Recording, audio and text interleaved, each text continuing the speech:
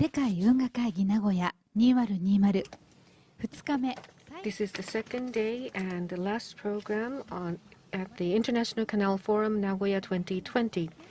We would now like to start session 3, Waterfront Management Supported by Citizens and Businesses. And before starting the session, we would like to introduce the chair, Tadashi Iwamoto, President of Waterfront Research Institute and Representative Director of RAS Design, to tell us what would happen in this session. So good afternoon.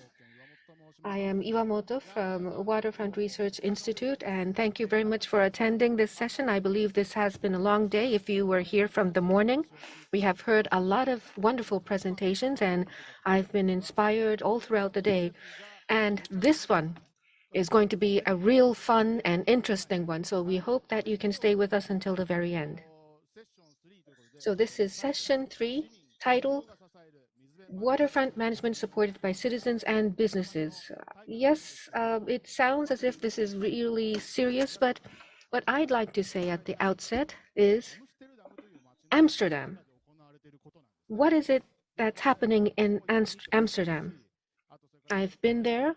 I've heard about what's happening there, and I have people who are in Amsterdam. And first of all, I'd like to introduce Ms. Yukiko Nezu, who is in Amsterdam. Thank you very much for the introduction. So you are joining us from Amsterdam, and I'm looking forward to hear from you. I believe that you will also be talking a little bit, but before that, let me introduce the speakers, guest speakers today. Yes, the chair is busy. I have to share the screen. So this is the International Canal Forum Nagoya 2020. If you look at me, I'm alone on the stage. And I'm facing the whole world all alone. So I hope that you support me. Thank you.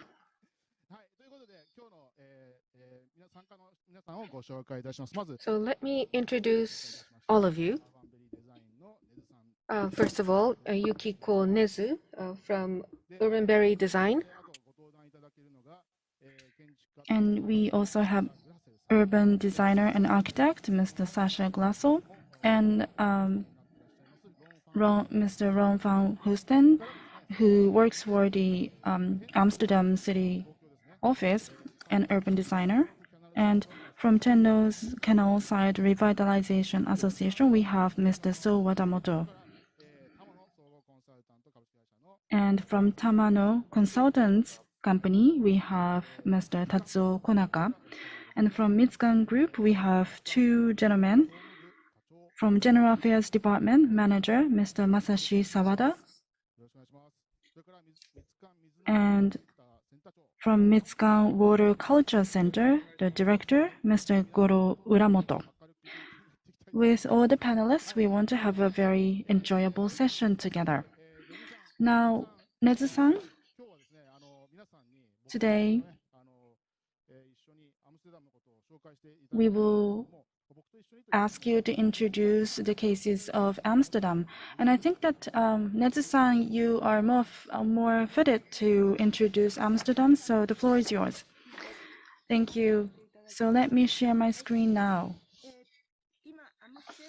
What is happening in Amsterdam today? That is the title of my presentation. Can you see my screen? So the Netherlands, on the east of Netherlands, there is Germany and the UK across the sea, and on southern western part there is France, beyond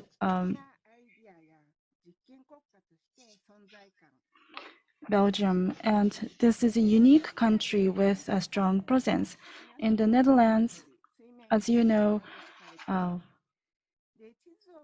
the 40% of the land has been cultivated. And from the ocean to inland, there are embankments, so the water level is controlled. The civil work has been done. In the middle, you can see Amsterdam. From here to the west, the canal was created, a large one in the 18th century.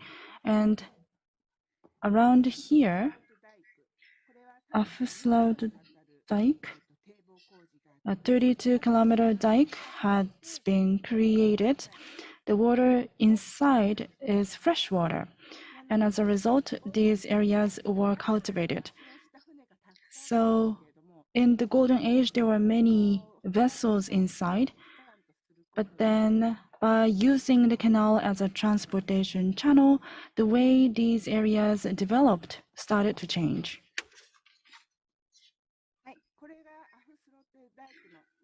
So Afsluit dike, this is the picture.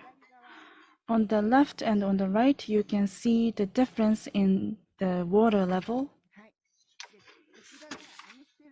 And this is from the Golden Age of Amsterdam in the 16th century, Waterfront.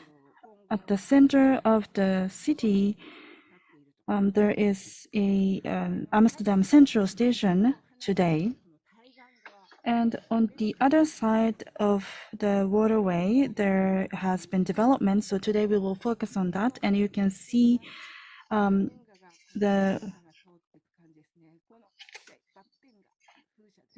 these crosses, which are windmills.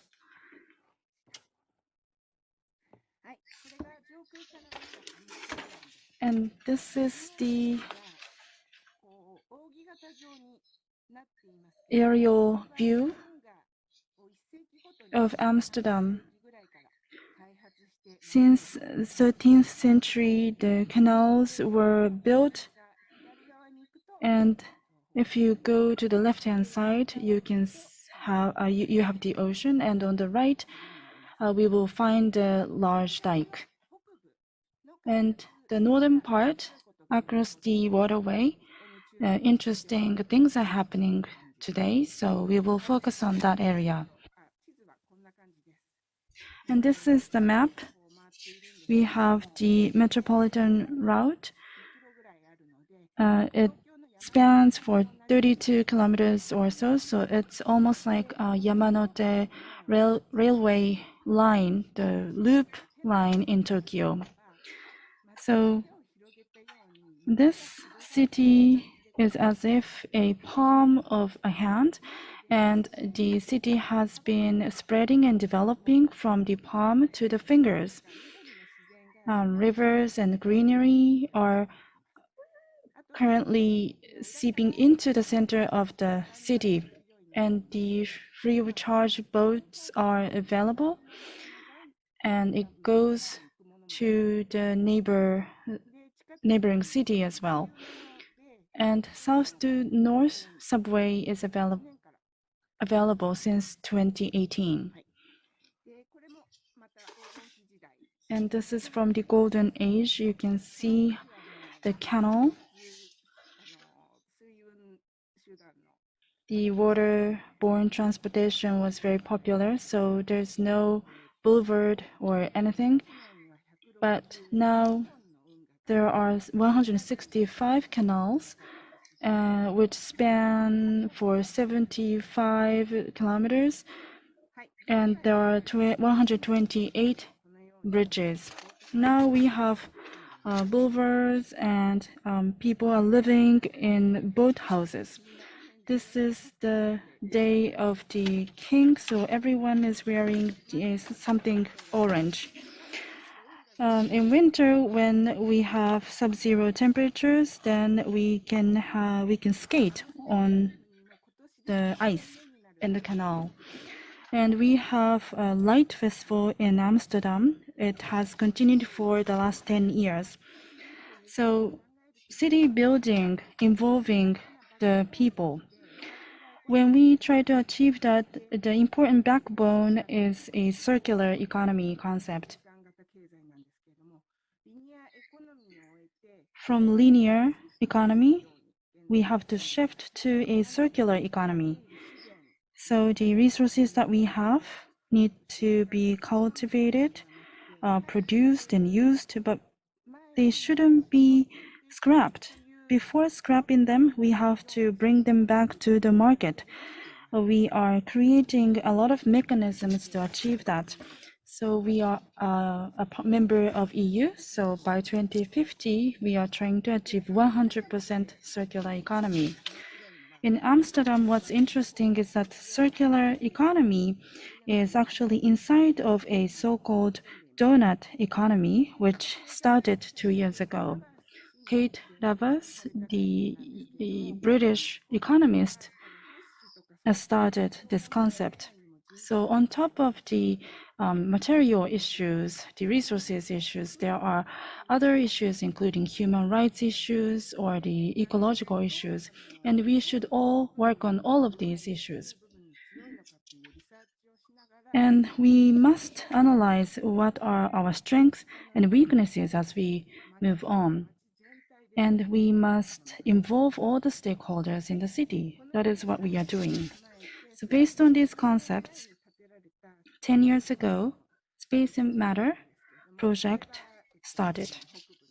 This is the master plan for the northern part. And for the next 10 years, well, 8,500 units of housing will be provided. And then the land is owned by the municipality. So 50 years of 100 years development rights have been leased to these businesses. So the last slide is on the comparison of Amsterdam and Nagawa Canal. So I talked about the rivers at the center of Amsterdam and the canal, the Nagawa Canal, and the rivers in Amsterdam have the similar length. Thank you. That is all from my side. Thank you very much for the explanation, Nezu-san.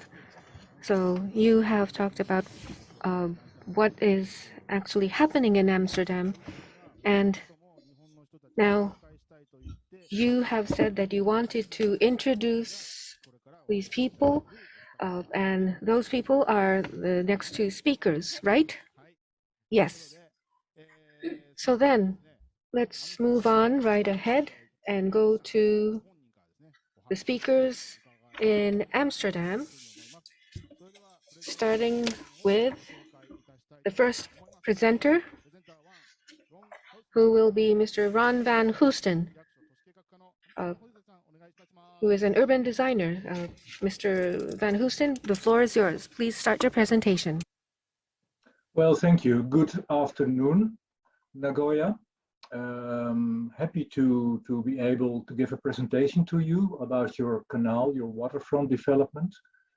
My name is Ron. I'm a civil servant. I'm an urban designer. I'm working for the city of Amsterdam now for nearly 30 years, and of which the last 20 years focusing on the transformation, the reuse of the former brownfields industrial areas at the northern High Bank.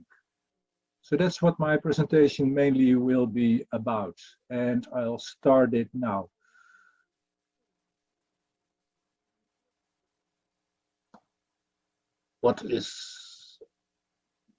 So can you confirm that you're actually seeing my presentation now? Yes? We're seeing your presentation.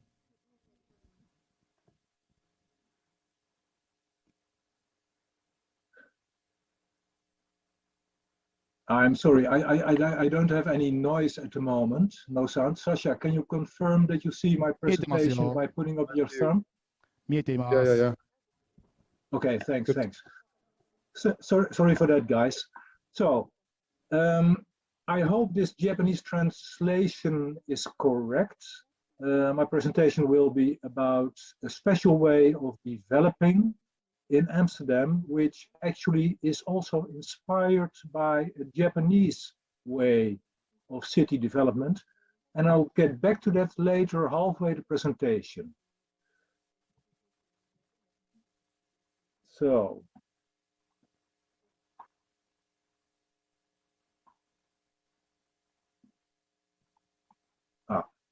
right. Well, my presentation will mainly focus on one of the areas I'm working on and concentrating on right now, which is called the Hamerkwartier. And the Hamerkwartier is positioned at the northeast side of the northern part of the Eibank. And in an aerial, you can see it here actually. At the top of the picture, you can see the central station. This is the river, the Ei. And actually, this is our project area, which is about 45 acres big. And at the other side, you can see the development of the Eastern Harbor area. So I'll be focusing on this area.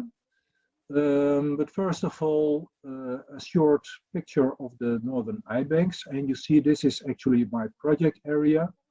The project area in which Sasha is active and that Yukiko also showed is the Buiksloterham at this spot. Here is the former NDSM wharf, and also these are brownfield, yes, yet to be redeveloped. And at the southern part, you see the Eastern Harbor area, quite famous also, which is also part of a redevelopment. But first of all, and also Yukiko showed you that, in the Netherlands we have a tradition not only of city making, but also of land making.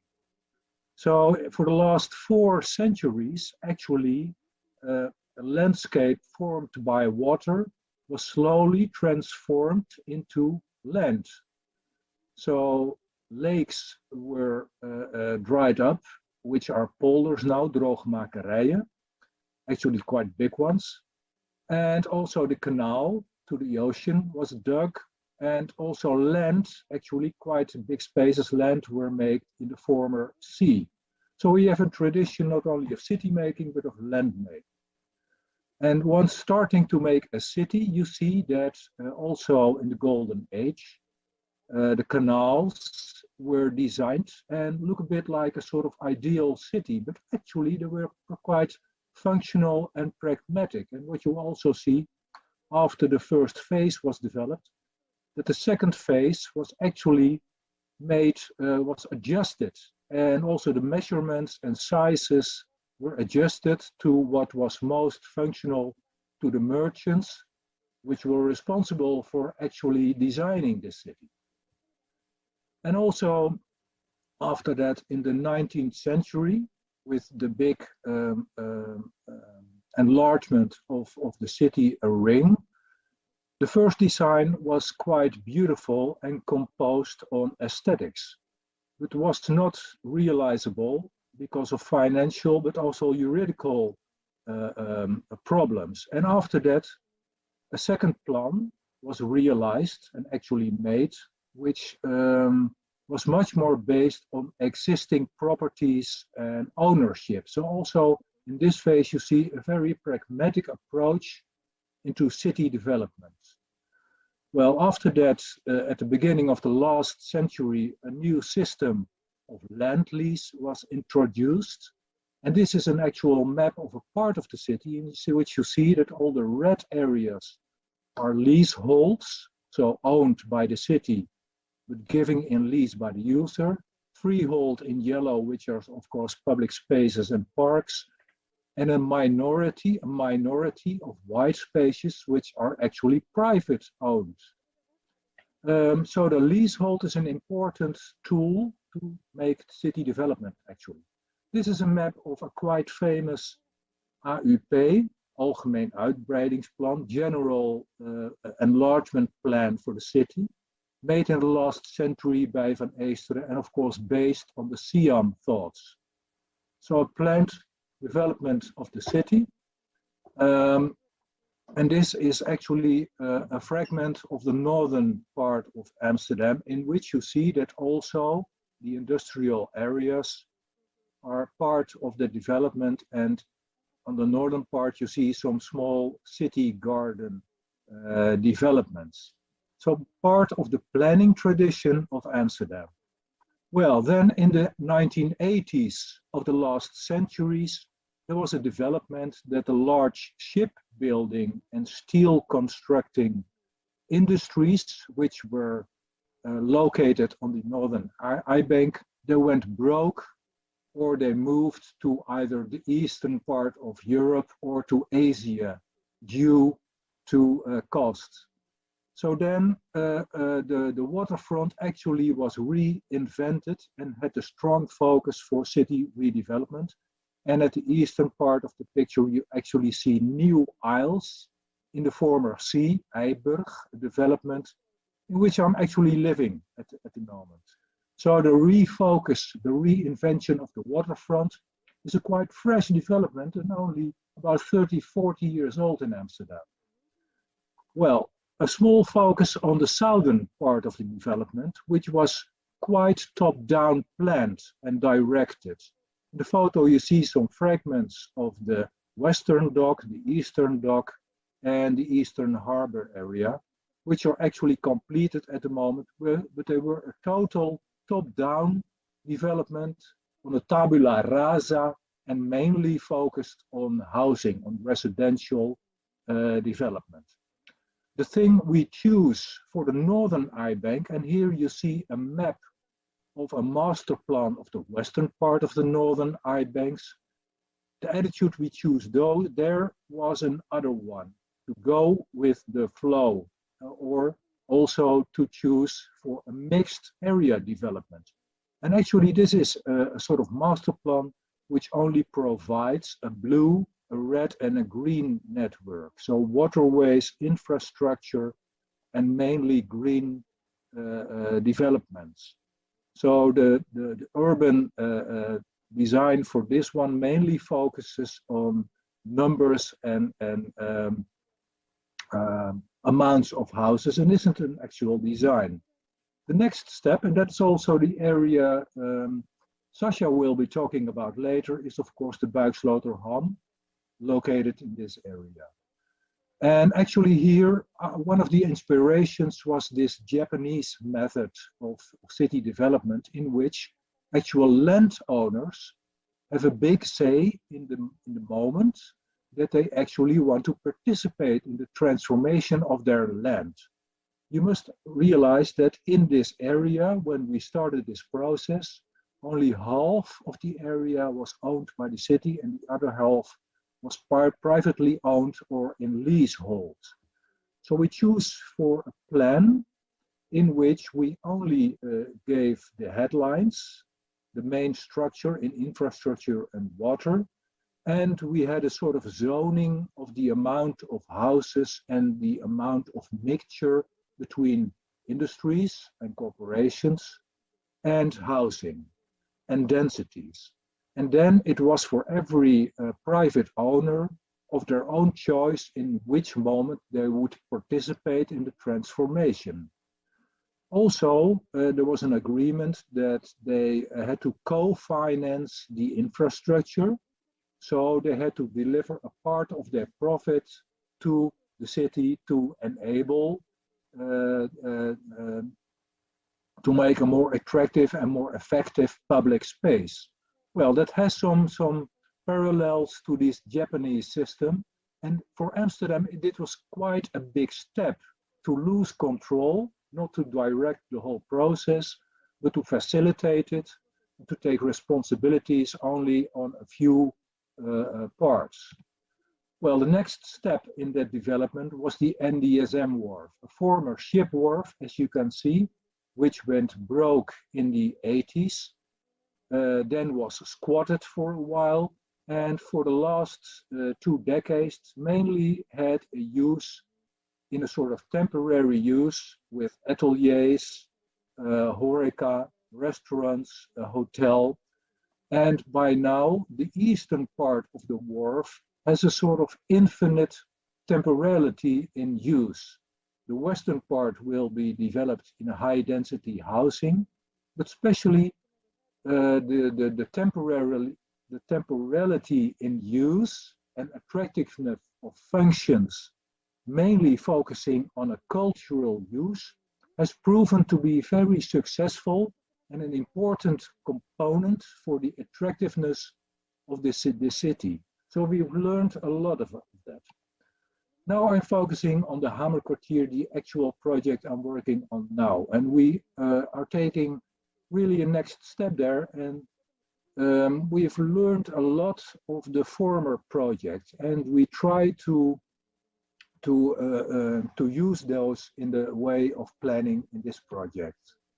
Again, the aerial picture, and what you can see here that we have about 80 land leasers and owners, 80. So we have to develop this area together with 80 owners. And what you can see at the waterfront is that there are 4 big owners. This is a former industry which makes industrial machines. Here we have a ferry harbor. This is the Draka factory, which made cable industries, and now was sold to an Italian daughter of the Pirelli firm. And at the northern part at the top of the picture, we have also a stork factory, a machine factory. And all these 4 areas are now sold or bought by bigger development companies. And at the rest of the area, we have the other about 75 owners in which we have to develop. So you can imagine that this is a development where we have to choose as a city. So the main construction is to facilitate the development, but also to seduce the private parties to move and to transformate and intensify the use. And within that process, as a city, we of course still, apart from facilitating and seducing, we do have to take our responsibilities and to direct on those subjects that have priority and are relevant for the development of the city and the inhabitants. So the methods we choose was to start with inventing or make an inventory of the main conditions that are important from this development. And I think mainly the situation with the land lease, but also the environmental or landscape conditions are important for development of the area. The second step is to make an inventory and also a prioritization for the ambitions and the responsibilities that are relevant for this development. So that concentrates on 3.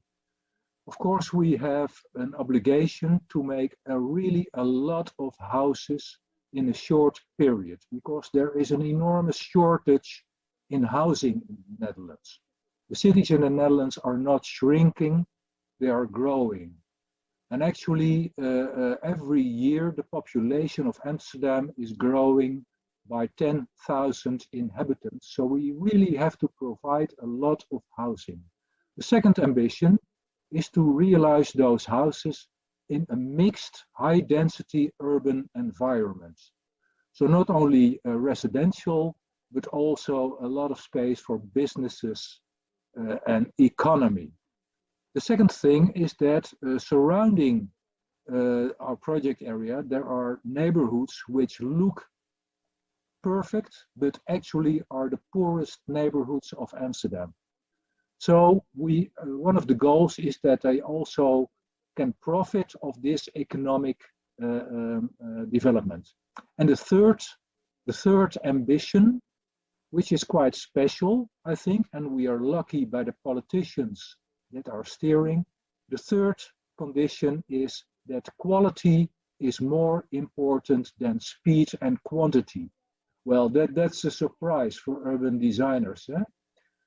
The chairman that says quality is more important than quantity and speed. So we really use that. Well, these two added together led to an urban plan and a strategy which actually follows the conditions in streets and private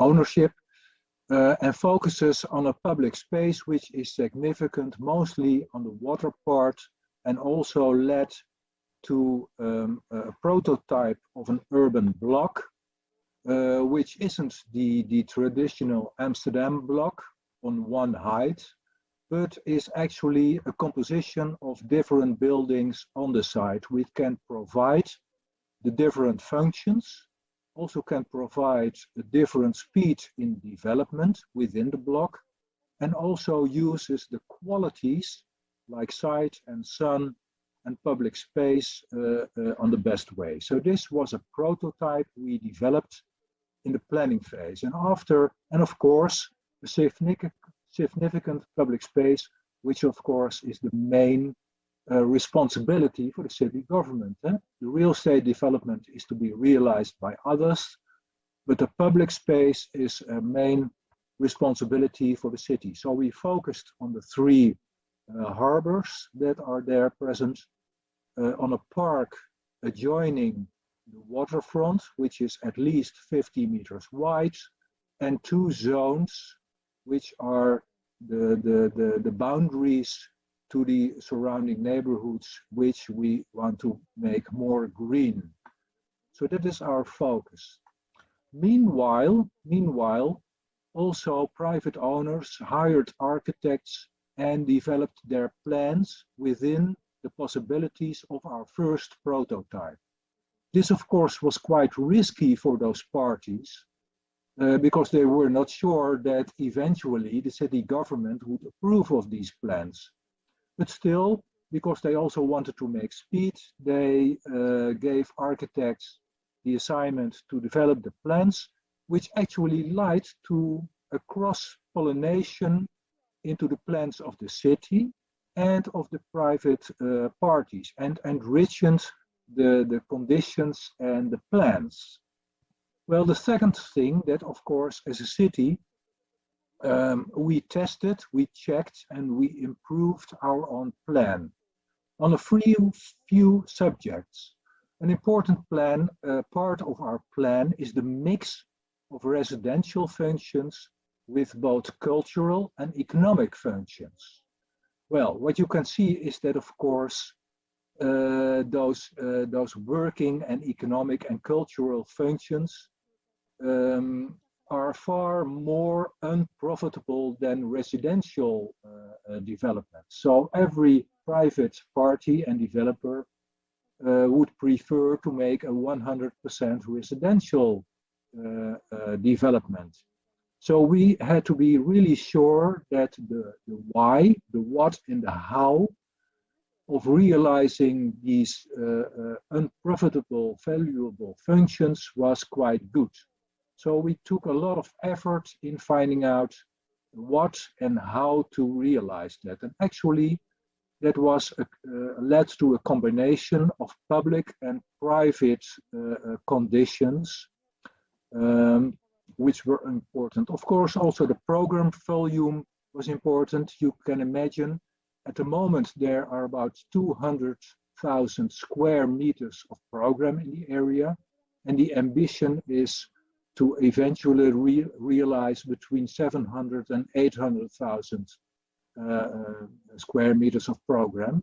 And of the 200,000 existing square meters of buildings, we want to keep half, and then add one more 160 square meters of economic functions and cultural functions, and about 500,000 square meters of residential functions. Well, these actually are the numbers of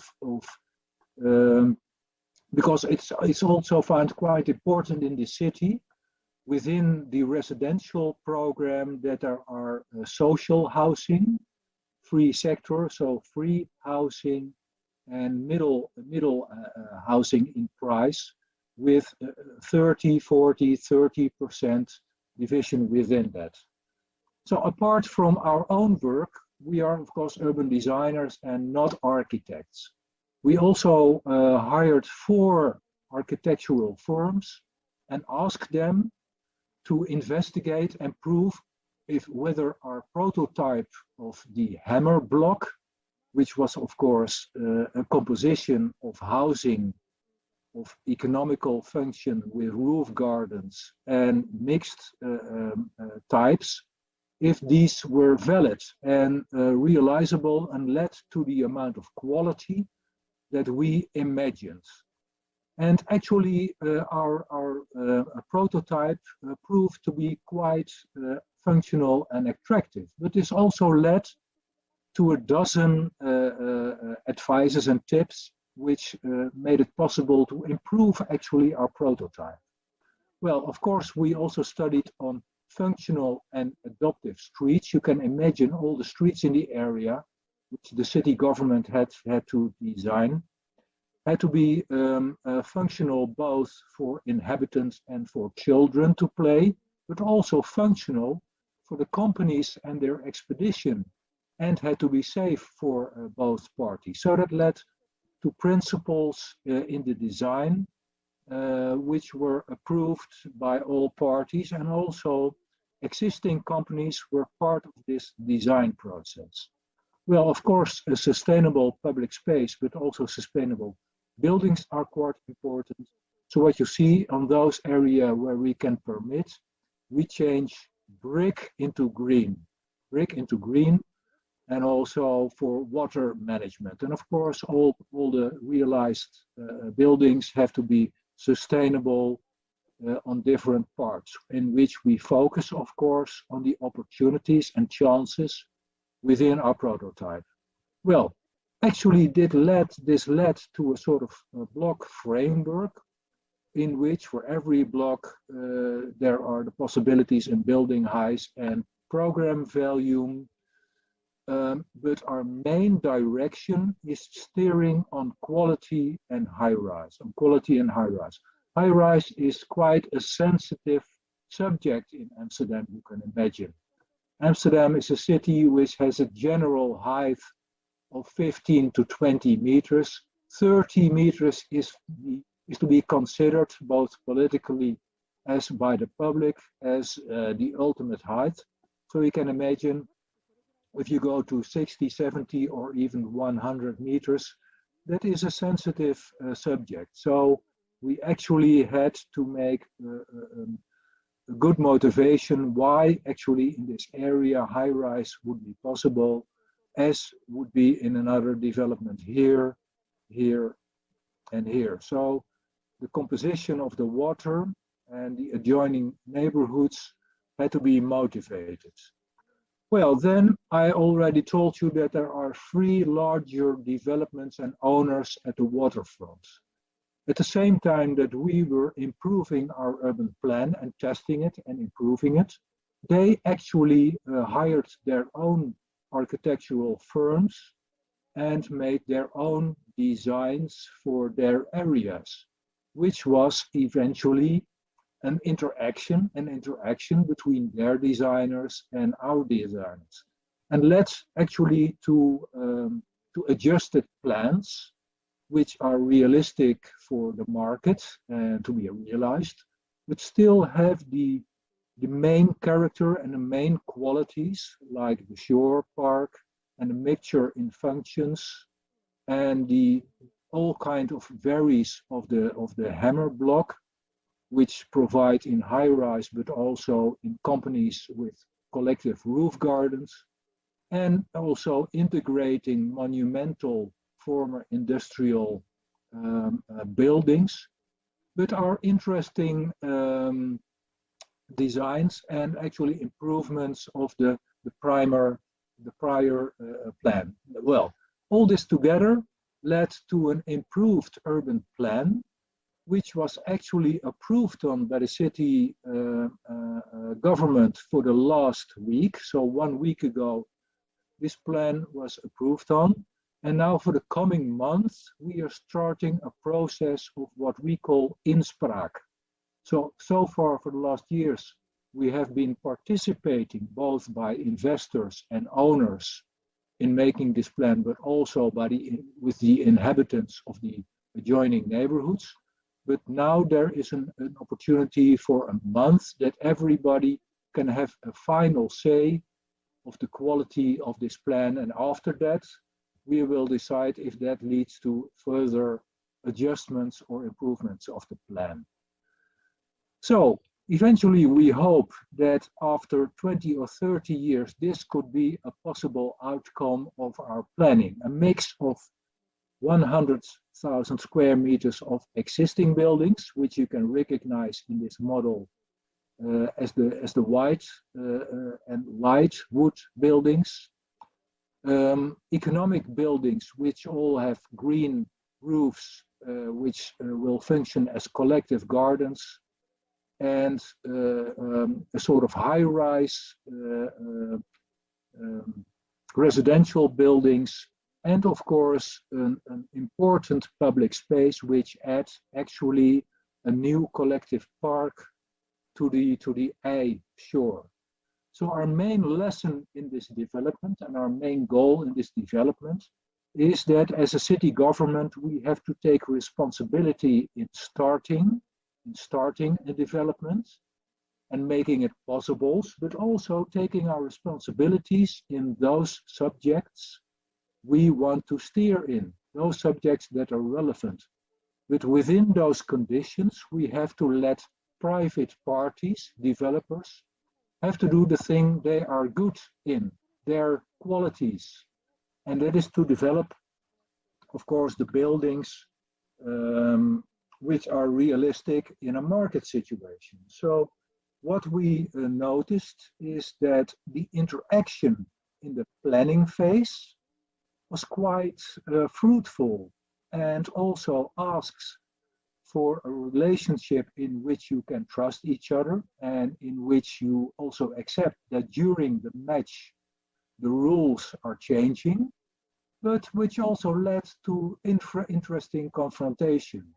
And of course, within that process, you see that there are parties, developers, which see the fun of this process, and that there are also developers which become grummy or even angry, but still, that's all part of the deal. And bottom line, I think this was quite interesting, and we're still working on it, but the first results are actually quite satisfying. So, thank you for your attention. I think later on in the program we have a lot of time to answer questions and to discuss. But with this slide, I'd like to finish my presentation. So thank you. はい、ロンさんどうもありがとうございました。Ron-san, thank you very much for your presentation. It was surprising. You first, on the first slide, you used kukakuseiri, the Japanese term, and you introduced how the zoning was done in Amsterdam, which became a trigger for further development. So thank you. I hope that, well, actually, it's very refreshing to know that Japanese urban development inspired Amsterdam's development. So Ron-san talked about how the private sector is involved in the development. So now I'd like to introduce an architect from the private sector.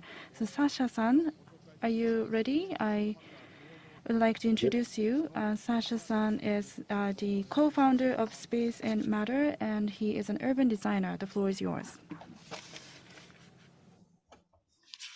Yes, thank you very much for the introduction. Can you hear me well? Or I think you don't hear me, but the translator, I guess. Yeah, I think Ron gave a great introduction into Amsterdam. Yukiko also did. I would like to, first of all, thank you for inviting me. It's a great honor to talk today also to you. And my goal today is to inspire you with some projects we did. I hope you get, I think after a lot of talks already and a lot of information, just get inspired by the work we've done. As Ron already presented, I think I'm German. I moved here 14 years ago to Amsterdam. I have now formed an architectural firm, Space and Matter. It was like founded 12 years ago. And for me, Amsterdam is the perfect playground for innovating on urban planning and on architecture. So I think the last 12 years, our company just had the chance, because what Ron decided, Ron discussed also and stretched the idea that there's a framework within the Dutch culture, and especially in Amsterdam, in which you can operate as a private company. So I would like to just take you along my story. We'll share my screen now with you. It would be great if you can, someone can just raise a thumb to tell me if you can see it. Yes, great. Our company, Space and Matter, we started as an architecture firm 12 years ago, but we decided also not to do only architecture and urban planning or in general spatial design, but we also have our meta part. And with this meta part, we were from the very beginning when we started thinking that our goal is to make very thriving neighborhoods. What do you need for that? It's not only about aesthetics or form. It's often about research, design thinking, even concept development, process design. So we are we're around 25 people. We have all kind of expertise in the company, which is also like developers, community developers, urban strategists, a lot of architects also. What we try to do is with Space and Matter to not only design, but also develop thriving neighborhoods. And how do we do that? I think the role of Ron and the municipality is basically a very holistic approach. So the municipality has to take care of all these aspects you can see here in this diagram. And we do that also as architects or as urban planners. So we are not talking only about, for example, buildings, but also about the affordability or job creation, about resiliency, about waste management, about water management, mobility. So with all our projects, we try to tackle all of these subjects. And as an architect, usually you don't get the chance to maybe talk about all these aspects, but as a developer, you can. So if you develop your own ideas, your own concepts, and co-create your own projects with the citizens, then you're in charge of all these aspects. And how we define architecture and Space and Matter is that we are the glue between all these different aspects with our projects. So this is Amsterdam Barkstratenham. You got already a beautiful introduction into Amsterdam for the ones who've never visited us here. You see again a picture of Amsterdam North. So you see here in the middle, I don't know if you see my cursor, apparently not. You see the central station and then Amsterdam North here, Amsterdam Barkstratenham. This is this area, which was also mentioned before. We decided a couple of years ago to move our office here, just in the epicenter of this new transformation, because we thought that is perfect to just be in the middle of this playground in order to also be active in this area. Barkstratenham was an industrial, had a very strong industrial past. Ron told you already about that. But what I would like to stretch is the idea that there was an old master plan before 2008, which looked like that. And I think it was still relatively top down, this plan. But what happened then when the economic crisis happened in 2008, 2009, that all these developments, they stopped because all the owners, the developers, there was no financial power to backing up this plan. So I think this crisis helped us as urban planners and city makers to open up this process. So all of a sudden this plan was just from the table, and the municipality tried to look for different ways of how can you develop from a very fixed master plan to a dynamic master plan. And I think all the learnings from here also went into the Hamerkwartier, because it's a constant learning on how to improve and how to develop the city. So And we just started our company 12 years ago. And I think we stepped in this moment into the process where this master plan was opening up. So there was a couple of projects I would like to present today. So this is where our office is. Here on the right, there's the Keuvel, a cultural incubator project we initiated with a couple of other people. Then there's Schip, a floating neighborhood just in front of our office. There's some self-built houses right next door.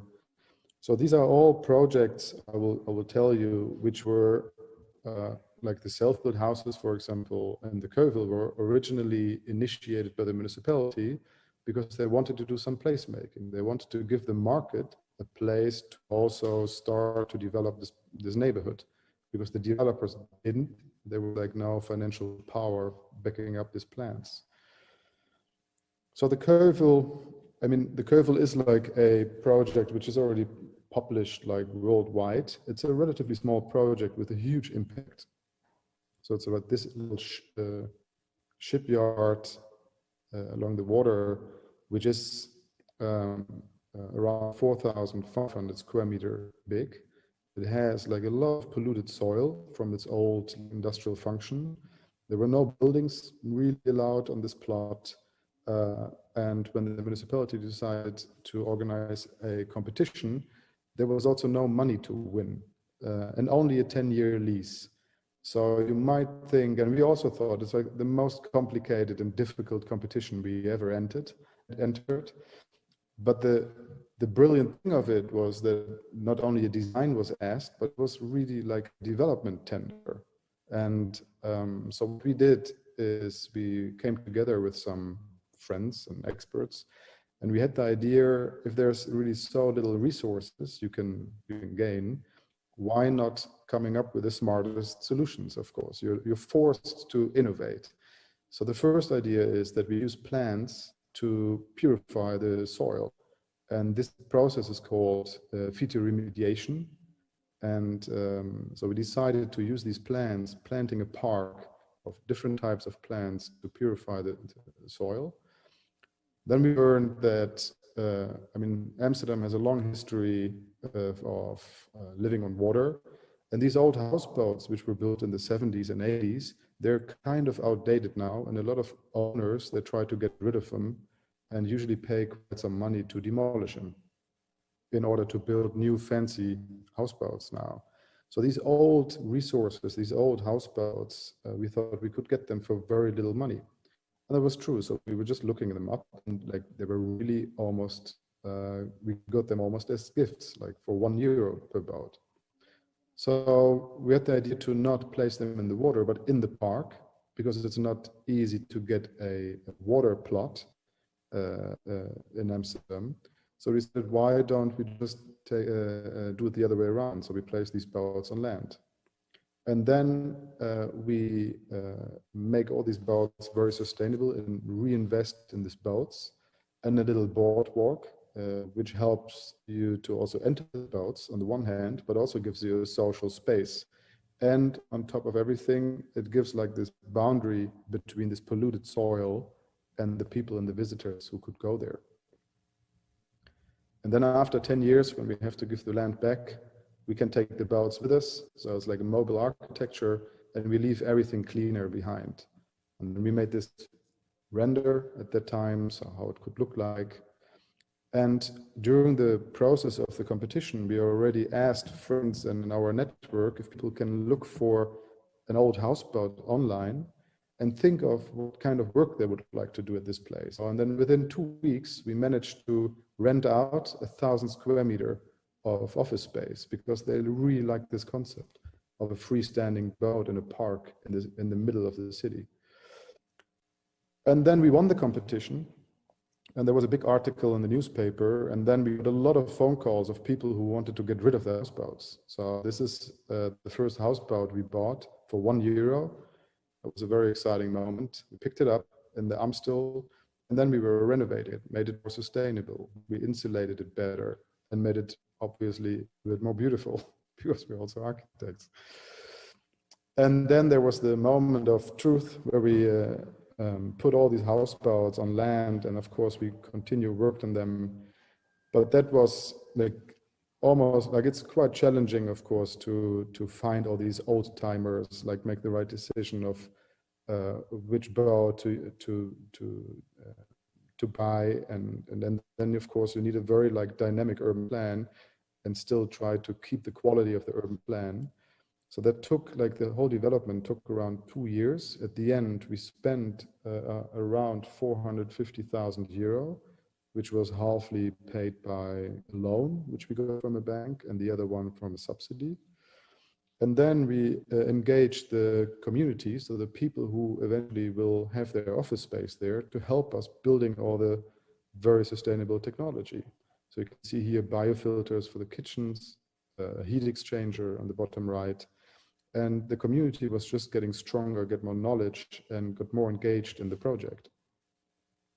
And I think there were in total more like than 300 volunteers also helping, because the vision was so strong. So this whole project was so vision driven that we wanted to make a very accessible, inclusive, sustainable area development that it attracted a lot of people.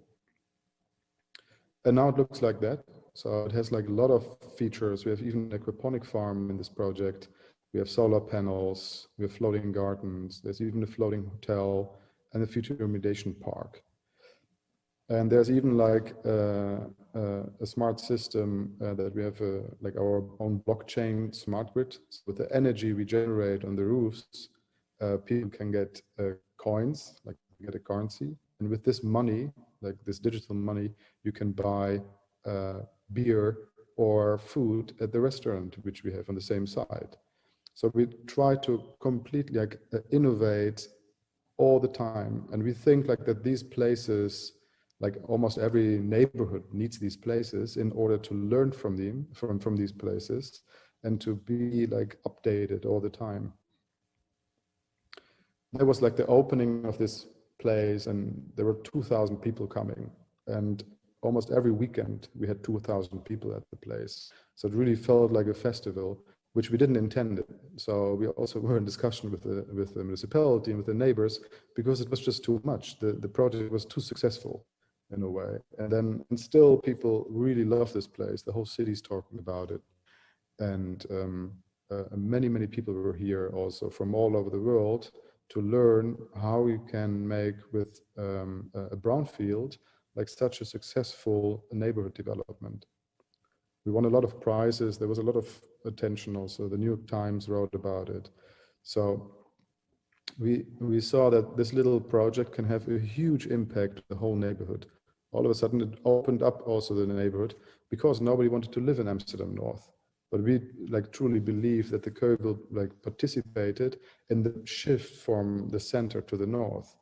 At the same time, these health building places where another project was here initiated, where people could build their own houses. And I think that this whole movement was also made possible by the Keuvel, because people stepped over on the ferry to north.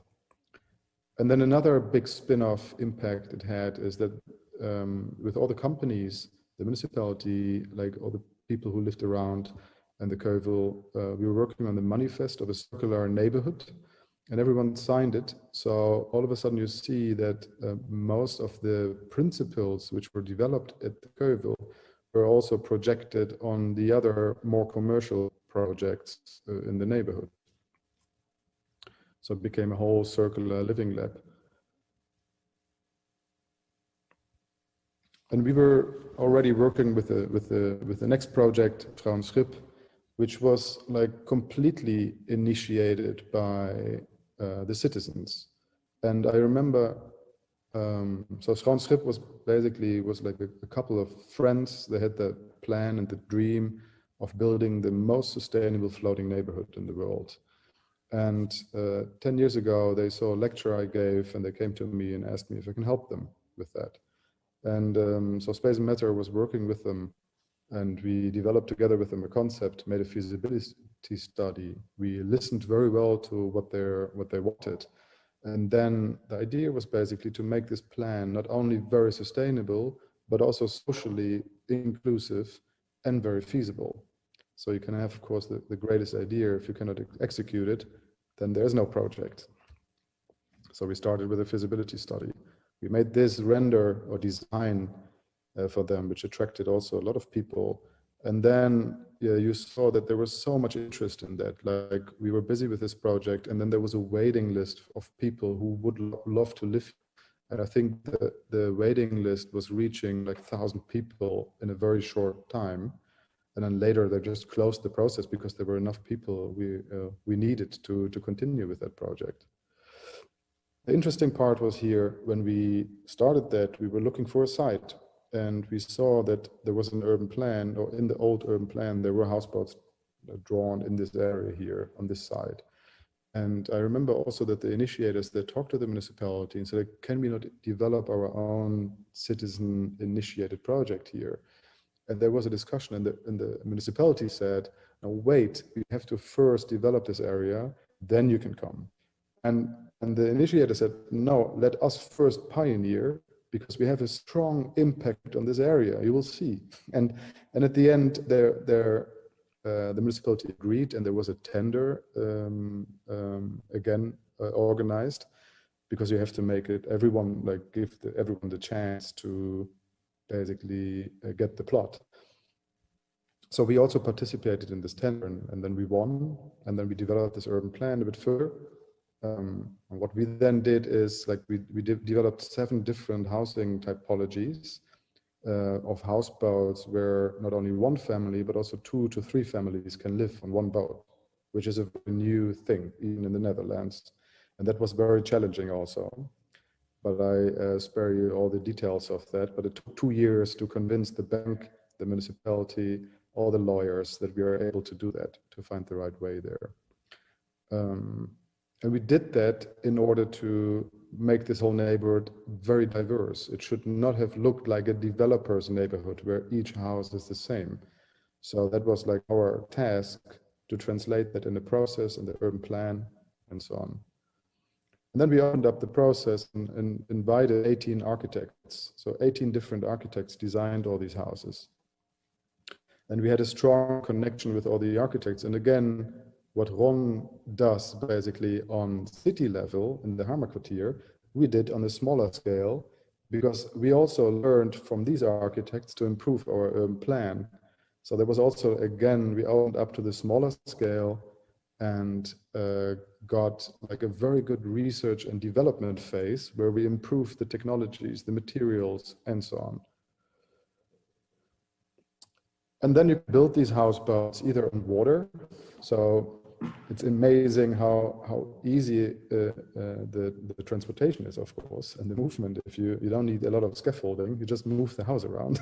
So you can just have to completely think different if you build on water.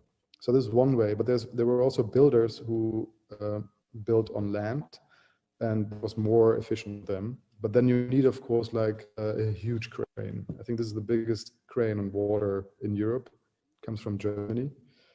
And we had to wait for it. And then one day you put all these houseboats in the water. So all these boats were, or villas, they were built in different places in the Netherlands. And then you have this instant urbanism. So you just assemble like a little neighborhood in one day. That has a lot of potential, of course, for like all kinds of places in the world, because most of our cities, they are somewhere along the water.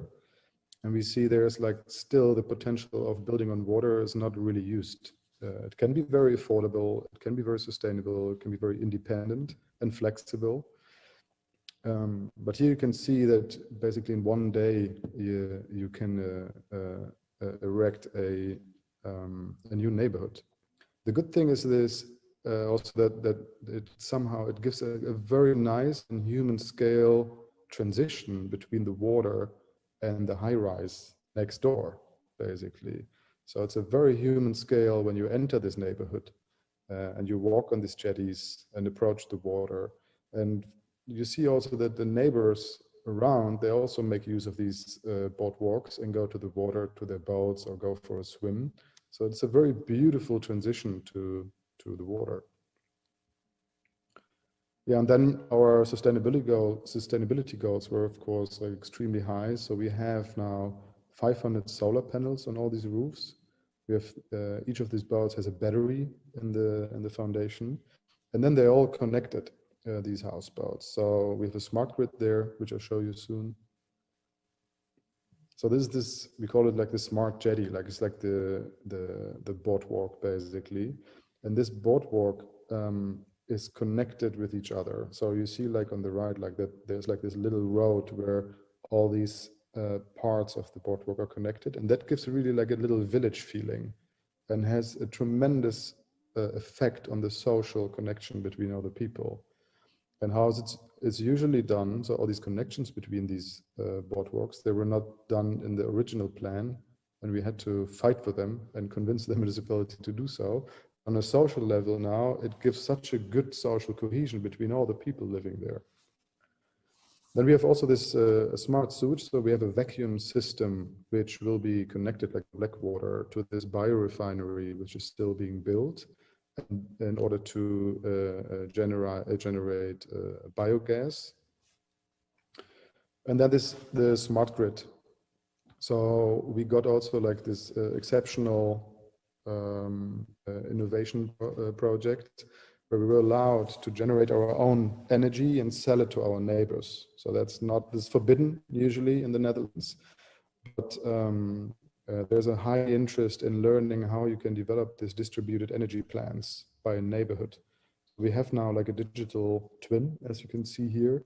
You can see which house produces at what time. When some people go to work, for example, or on holiday, the energy they produce goes to the neighbors, and then later even to the outer neighborhood. The great thing is now that this whole system, again, is like a pilot project, but it will have a spin-off. So it will be now spread out in the neighborhood to other buildings. And then on the building level, there's a lot of innovation too. So the houses are very well insulated. We make use, like with heat exchangers in the canal, in order to cool and heat up the houses. Of course, like there's sun boilers, solar panels. We even have recirculation showers. So there's a lot of technology in the houses to make use of all the resources we have. And then we also have a mobility hub. So we share our cars, electric bikes, and not only amongst this community, but also now with the neighborhood. So it opened up again.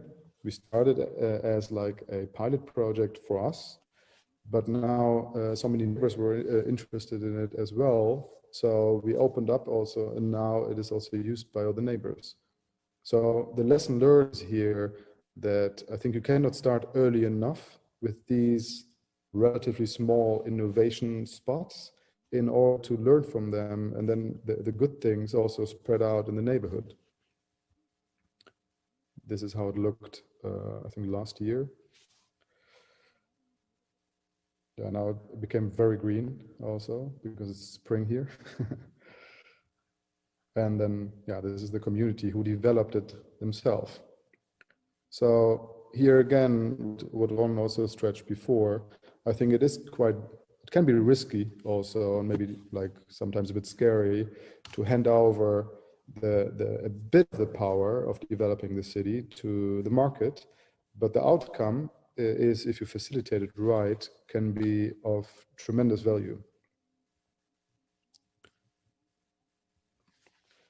And then a little other project I also want to show, which we initiate, is the Suites Hotel. So a couple of years back, we also had the idea to basically build a spread out hotel over the whole city of Amsterdam. And then we learned that all these old bridge houses, because Amsterdam has a lot of bridges, they became vacant. So all these bridges are usually opened by a person who's in these little infrastructural buildings. They have to control the opening and the closing of the bridge. And then the municipality decided to do that remotely. So all these houses became vacant. And our idea was to put in each of these houses, and there are 27 of them, a little hotel room, and make like one hotel of all of them together. And so you basically have like a typical design hotel on the left side, where you have one building and different designers design all these interiors of these rooms. And then we said, why don't we have the city as a hotel? So each of these houses, they have their lobby basically in the city. So a restaurant in the north will be like the lobby, for example, for the hotel room in the north. Then we went to friends of us from the Lloyd Hotel. They really liked the idea and they worked together with us on them. And then we went to the municipality to also seduce and help and ask them if we can get all these houses and can rent them. And we prepared this little bag and we made actually suites of all these little bridge houses. And because we also saw like there's so much quality in these little houses where nobody saw them before. So we also did a whole exhibition here in the architecture center, and we made a documentation and a publication, a book about it. And all of a sudden people really recognize these buildings, and they have a very strong, powerful architectural history because they were built over the last century. So a lot of different architecture styles are represented in these buildings. And then we finally were allowed to design the first one. So we made design picnics in these little houses. So we got the experts in these houses and then we just designed on them. And now I think the first 17, they're open to see and come. So the next time when you're in Amsterdam, you can book one of these suites hotel bridge houses. This is one. And then we, for example, this one, we really did like in the style of it originally was designed, and some other houses also, but they were all completely diverse. The great thing is that you always have access to the water and you have the best spots in the city. Like you cannot imagine the views of these houses. They were before like very exclusively only given to the people who operate the bridges, but now everyone can experience it. So also this kind of project, again, like it's a relatively small scale project, but if you put it all together, it's a hotel of 27 rooms. We even made the website for it. And then another project we did in The Hague, actually, but it's also like relatively similar, innovative, is the Urban Farmers. So we built on an old factory, an aquaponic farm of around 1,000 square meters. And here there was a company who was specialized in basically this concept. So they wanted to combine the circular idea of lettuce or plants and fish. So all the water from the fish with all the nutrients, they got to the plants, they filtered it out, the filtered water went back to the fish. And there is like, it's like an aquaponic system. And so you have here on the upper floor, like a greenhouse with growing tomatoes and all kinds of vegetables, and also like a fish space underneath. And this plan for us, it was a very technical project also, but for us it was of course the goal to make it like a very beautiful urban farm, like this greenhouse on top of this existing old factory, which almost looks like as if it always would have been there. So you see here this 1,000 square meter of greenhouse, and this was the fish space, like the fish breeding space underneath. And then of course you have like a kind of a meeting space, which was used for presentation meetings, even weddings or yoga lessons and so on. But this is also like, could be an interesting idea also.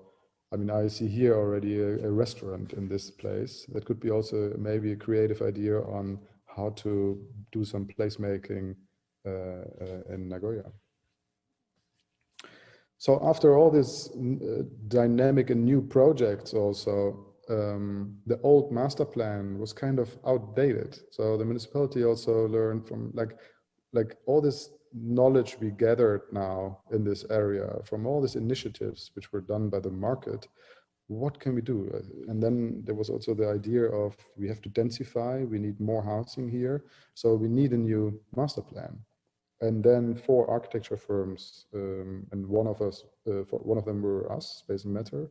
We helped them to develop a new urban plan for this whole area. And the idea was really to embrace this pioneer DNA. So how can we get all the learnings from all this pioneers and this new innovative projects in it.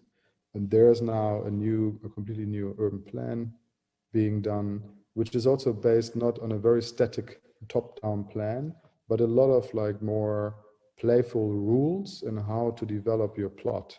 And I think Ron, I don't go too much into it because I think a lot was already said by Ron in the Hammerkwartier, and it's very similar to that.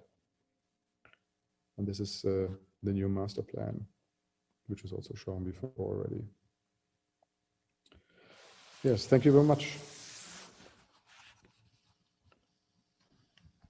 ありがとうございました。 Thank you very much. A big round of applause to Sasha, please. Thank you.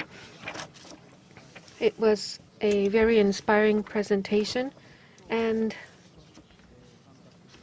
our participants are here, so I'd like to ask them for their impression.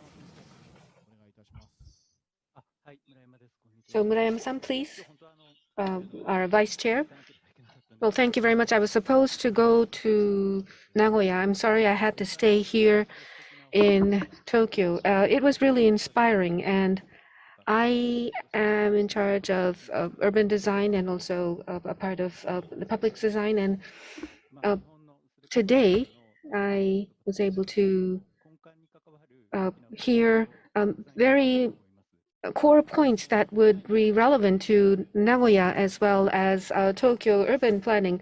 I was writing about 6 pages of notes as I was listening to the presentations, but I can't read it out, so I'd like to just pick up some points of the policy thinking. Nezu-san, initially you also introduced the social foundation idea, that you needed to have the social foundation first, and also the ecological ceiling, the limits of the environment, and within that economy is moving. I believe that's the way you capture things. You have to think about the global climate as well, and on top of that you have the hardware infrastructure. So you need to have this big framework to work upon. And then the master plan, the characteristics of the master plan, I believe you talked about a fixed master plan switching to a more dynamic master plan. And I believe this is necessary here in Japan because we don't know what will happen in the future. It's always uncertain. So you have to dynamically move and change the master plan as you go along. So maybe we shouldn't call it a master plan anymore. We need to have a compass that would tell us which way to go. And thirdly, creating a market. The Nakagawa Canal discussion. There is no development pressure, meaning there is no market. So, but people think you don't have to do anything. No, you need to create a market if there is no market. The administration shouldn't just wait for the market to start to move. You need to create a market so that you can start, people can start innovating. Fourthly, experimental approach. Sasha-san has given us a lot of different examples about those villages on the water, and also starting in an area which was polluted, where the soil was polluted, but through all kinds of methods, you created an environment for a residential area.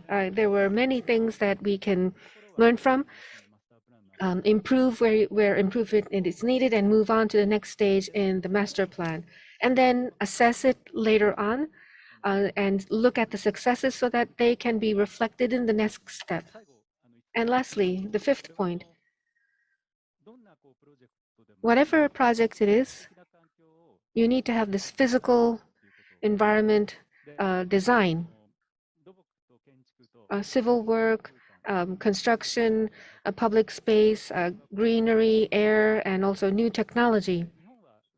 In Japan, they all work in silos. You have the civil work division and the architect division in separate faculties in one university. So they are not working together, but we need to have a more comprehensive work, even at the experimental stage. That was really inspiring, and it gave me a lot of ideas of where we need to improve. Thank you very much. I just pointed out 5 things of the inspiration that I got from the presentations. Thank you. Thank you very much for actually summarizing all the things that we've heard about. And one other person, Sawada-san, please, can you give us your impression? Yes, thank you very much. I'm Sawada from Mitsukan Group. Toward the end, we heard about this bridge houses turned into hotels. It was very interesting. Later, I will talk about Handa Canal in Aichi Prefecture. We are trying to revive the city around that canal. So we can't really look at different areas at the same time, but we can focus on a very small compact area. So we are trying to revive this small area of Handa Canal and surrounding area. I learned a lot, and I was inspired by what Sasha-san showed us. We learned a lot of lessons from these cases, so thank you. Thank you very much. So you said that you can use some of your ideas to the Handa Canal, that you were inspired to do so. So yes, thank you very much for the wonderful keynote presentations. A big round of applause once again to the people in Amsterdam. Thank you very much. Now, let's take a little recess or here. It's 41 minutes past the hour. So let's take a 5-minute break and start from 46 minutes past the top of the hour. So please be back in 5 minutes. It's 46 minutes past the hour, and we are here at the Chukyo TV. This is session 3 of day 2. I hope you are all doing very well. Now, we are accepting questions. Please write it into the chat or Q&A box. Maybe your question will be picked up, and Nagoya City will give you a wonderful present if your question is picked. I'm just joking, but anyway, let's move on to the second half. Already we have heard very inspiring presentations from Amsterdam. It gave us a lot of ideas, and Murayama-san has given us a good summary about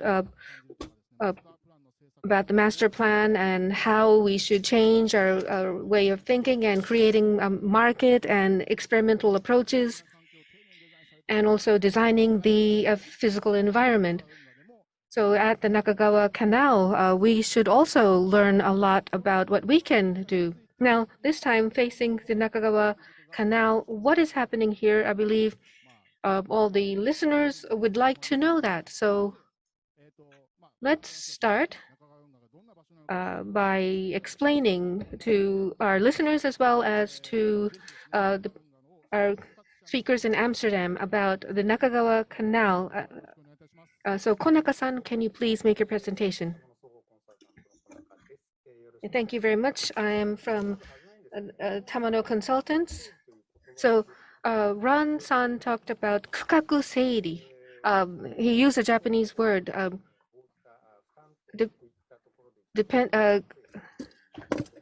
To change how the plots are being made and dividing the burden based on the profits and others.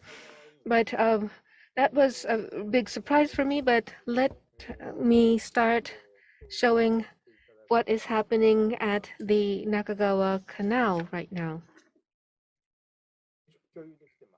I hope you see this shared screen. Yes, we do. So this is Sasashima 24 district, right-hand side. This is the northern part of the canal, Horidome. You see the water bus right in the middle, and there is a wharf here to board the bus. Left-hand side.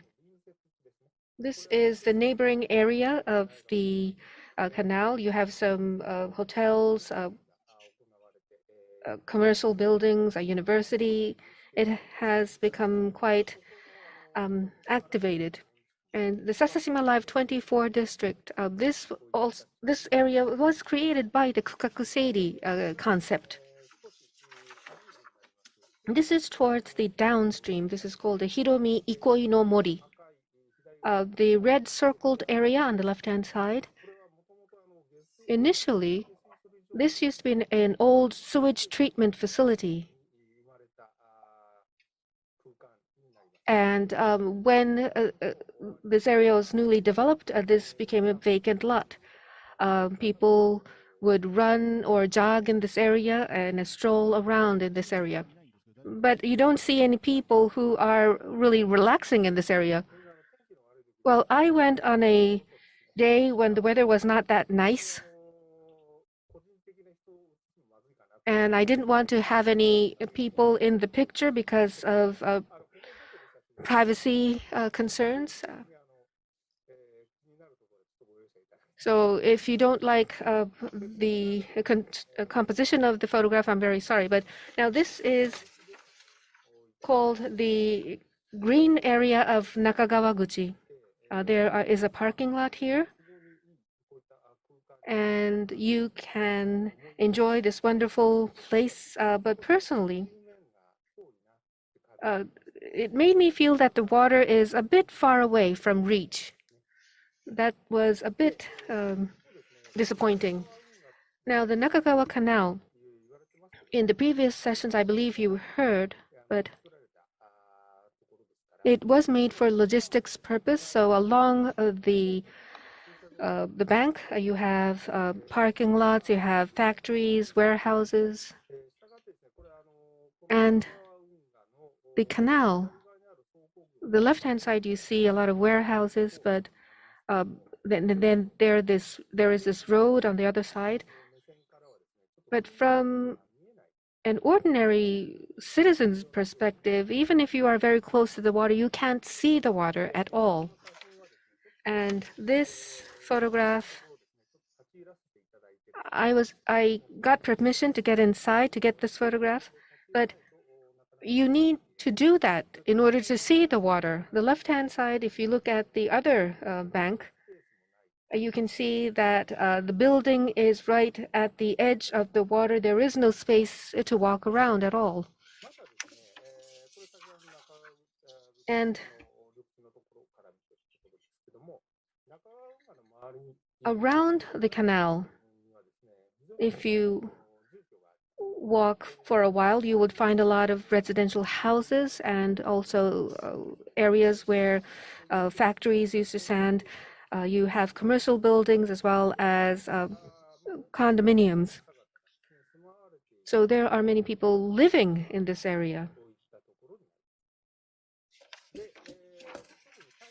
And just recently, along the banks of the canal, as you see on the left-hand side, the warehousing houses are starting to consider the landscape, and also we also see new commercial buildings being built. And this is from one of those buildings. I stepped inside to take a photograph, and this is looking toward the canal. You have this wood deck, and you have this space where you can eat and drink. So bit by bit, we are seeing new developments along the banks. And art activities, festivities by the citizens, and stand-up paddles using the water surface for activities are also happening right now. And so maybe this would provide some ideas on how to utilize the canal. So that is all from myself. Thank you very much. Thank you very much, Konaka-san. So you were very happy when you were talking about Kukakuseri, the zoning. I think that most of the time when you have negotiation on Kakaseri, you may have a hard time, but today you looked happy. That's great. So the Nakagawa Canal, in reality, yes, we have a lot of warehouses and it's hard to see the water surface, but we are trying to improve and cultivate the potential of the canal today. Now, Nakagawa Canal, in session 1 and session 2, the canal was talked about already, but Nakagawa Canal revitalization project is already ongoing. And 9 years ago, this plan was created to determine the future of the Nakagawa Canal. So Professor Murayama, can you talk a little bit about that plan? You were involved in this plan making? Yes. And then Professor, the floor is yours. Thank you.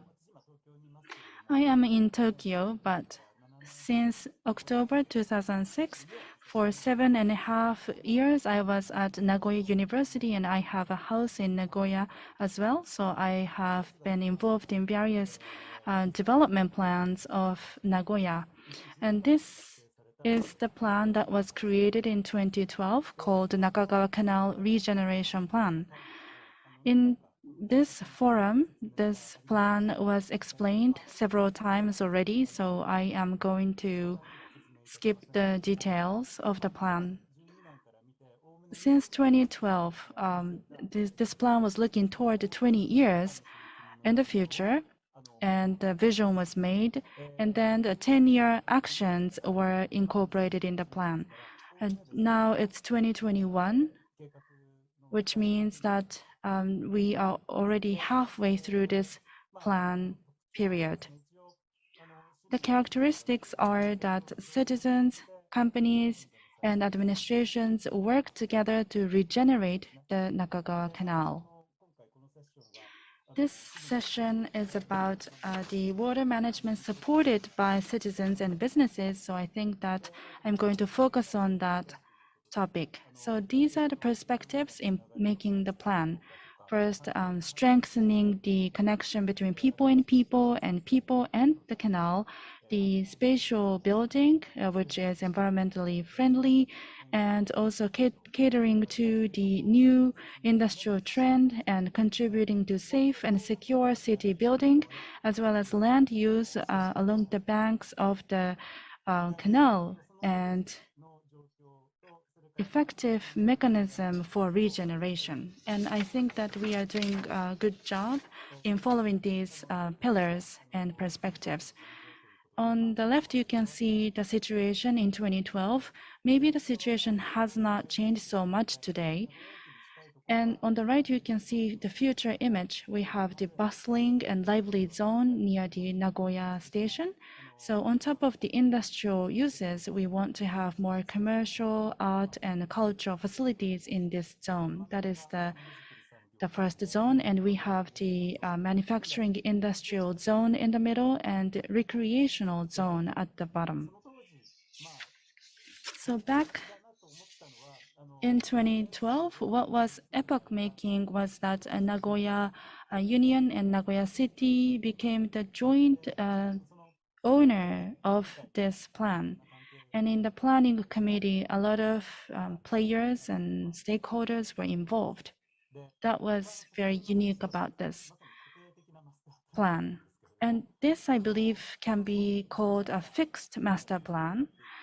But about what to do in the following 10 years, we had a specific and concrete plans. And back then, not many plans talked about concrete actions and owners of the actions. So back in 2012, this plan was quite pioneering. But looking back, now I think that these things were too rigid and maybe we should have had more flexibility. But it's been 10 years already, and I believe that the times are changing now. So in the last 10 years, we have put in place a lot of infrastructure, and also we have pioneering a trial pilot projects on the private land uses. And this is the organization for plan implementation. On the left, you can see how the plan is managed. So it's a so-called PDCA cycle, plan, do, check, and action. So currently, experimentation is important. So maybe PDCA cycle itself may be obsolete. Maybe we can talk about that later. On the right, we have the platform for multi-stakeholder collaboration. We have civil organizations, businesses, and schools and universities, and local governments. These different actors have created a regeneration platform for collaboration. So I have high hopes and expectations toward this platform. I'm not in Nagoya now, so I'm not sure what's happening with the platform, but I think that going forward, we can try and revive this platform further. So that is all on the Nakagawa Regeneration Plan. Thank you very much for that. And yes, it was very inspiring. And actually, Nakagawa Canal and the land on both banks are managed by the Nagoya Port Authority. I believe that's one characteristic. So the urban planners and the Port Authority is getting together. And so there are lands that can't be developed unless these two parties get together. So that's different from other areas. In many municipalities, especially areas that were used for logistics, there are many challenges there on utilizing the land that they have. And now in this area, they came up with the Nakagawa Canal Regeneration Plan. So we have heard about the Nakagawa Canal. Ron-san, do you have any questions about what you've heard so far, or any impressions, comments that you would like to share with us? Well, thank you. Well, by trying to understand the actual situation in Nagoya, I think most relevant is whether the parties that are responsible for this transformation have either shared ambitions or contradictory ambitions. And within that situation, I think it is essential to start with a mutual understanding, to discover what is shared, but also to appreciate and confirm what the non-shared ambitions are. So not to get into a fight, but really to accept and to appreciate that you can also have non-shared ambition, and that you find a solution and a way of working in which everybody can have their valued position. But then going on for the shared ambition, of course, I think it's important to also find a way of working in which you make a difference in those conditions that are there, and you have to accept and can't influence what you have to work with. And then on the other hand side, to really define your ambitions and priorities. And most of all, I think, to really see the fun in the project. I think what Sasha-san showed us, for example, making suites out of buildings, I think those kind of actions, how minor they might seem, are essential for the success of project, having fun. And what I'm quite curious about is whether these observations are actually also part of the approach that you're working on.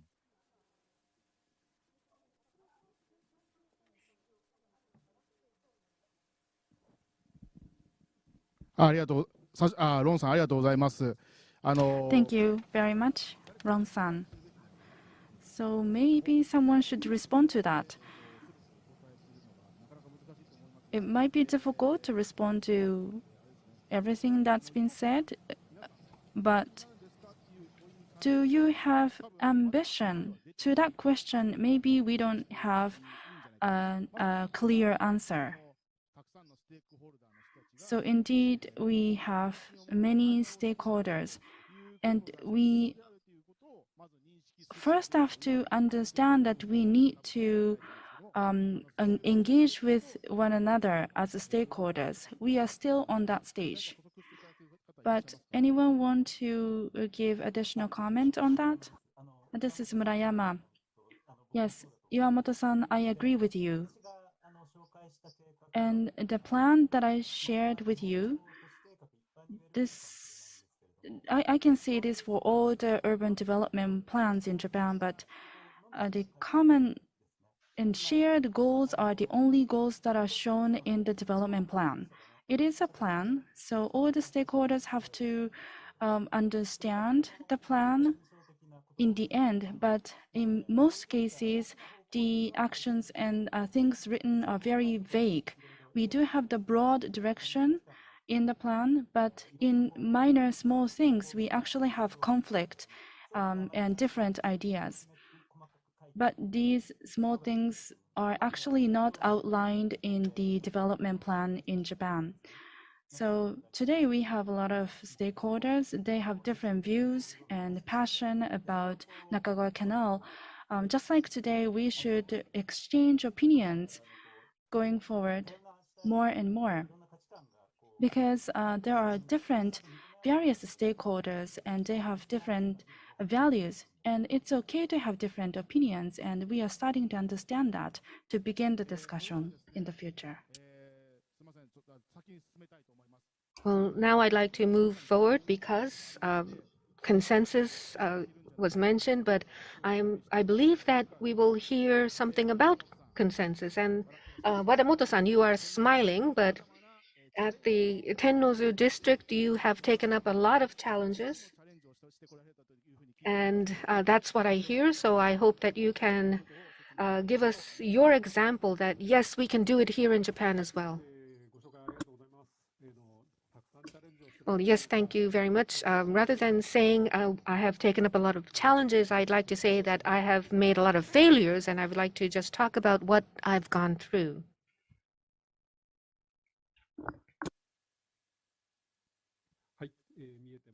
I hope you see my slide. So I am from the Tennozu and Canal Side Revitalization Association. My name is Wadamoto. I'd like to first give you an introduction about the Tennozu district. Tennozu Isle is in Tokyo, in between Tokyo metropolitan area and Haneda Airport, somewhere in between the two. So this is the center, this is the airport, and right in the middle you have Tennozu Isle. It's at the border of Shinagawa City and Minato City.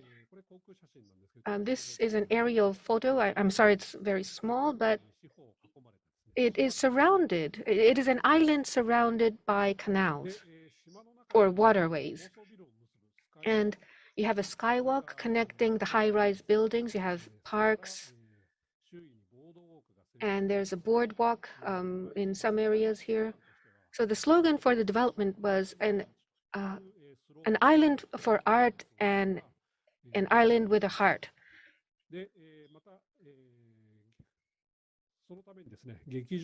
And so you have theater, public art spaces within this city, and a lot of piers along the water, water gates as well. So a very tranquil waterfront scenery is created. In the 1990s, well, actually, the plan started in 1985, and then in 1990s, work started. The buildings construction started in the 1990s. So that was actually after the burst of the bubble economy. And then over the next 10 years, many buildings were completed. And then after that, the Roppongi Hills area, Tokyo Midtown area, Akasaka Sakasu area, these new developments also progressed.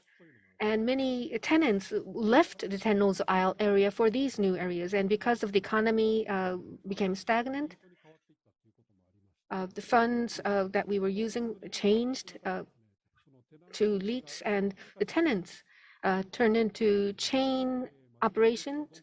And so in 2012, the convenience store, even convenience store, which are supposed to be open 24/7, closed on the weekends in Tenno's Isle area.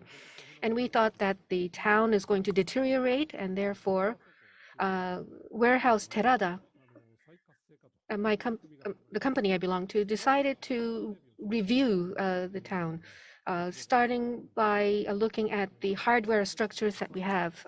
We started to change the facade of the building. This is designed by Kengo Kuma, a famous architect. And we decided to take away these electricity poles, the utility poles along the street,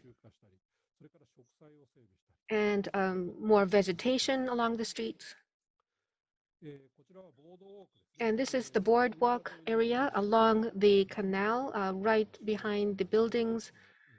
We created the boardwalks like this after the riverbank improvement. And the areas that were behind the buildings, we now have this wider boardwalk. And also the jetties as well as and wharfs were created. Now you have these and also facilities on the water.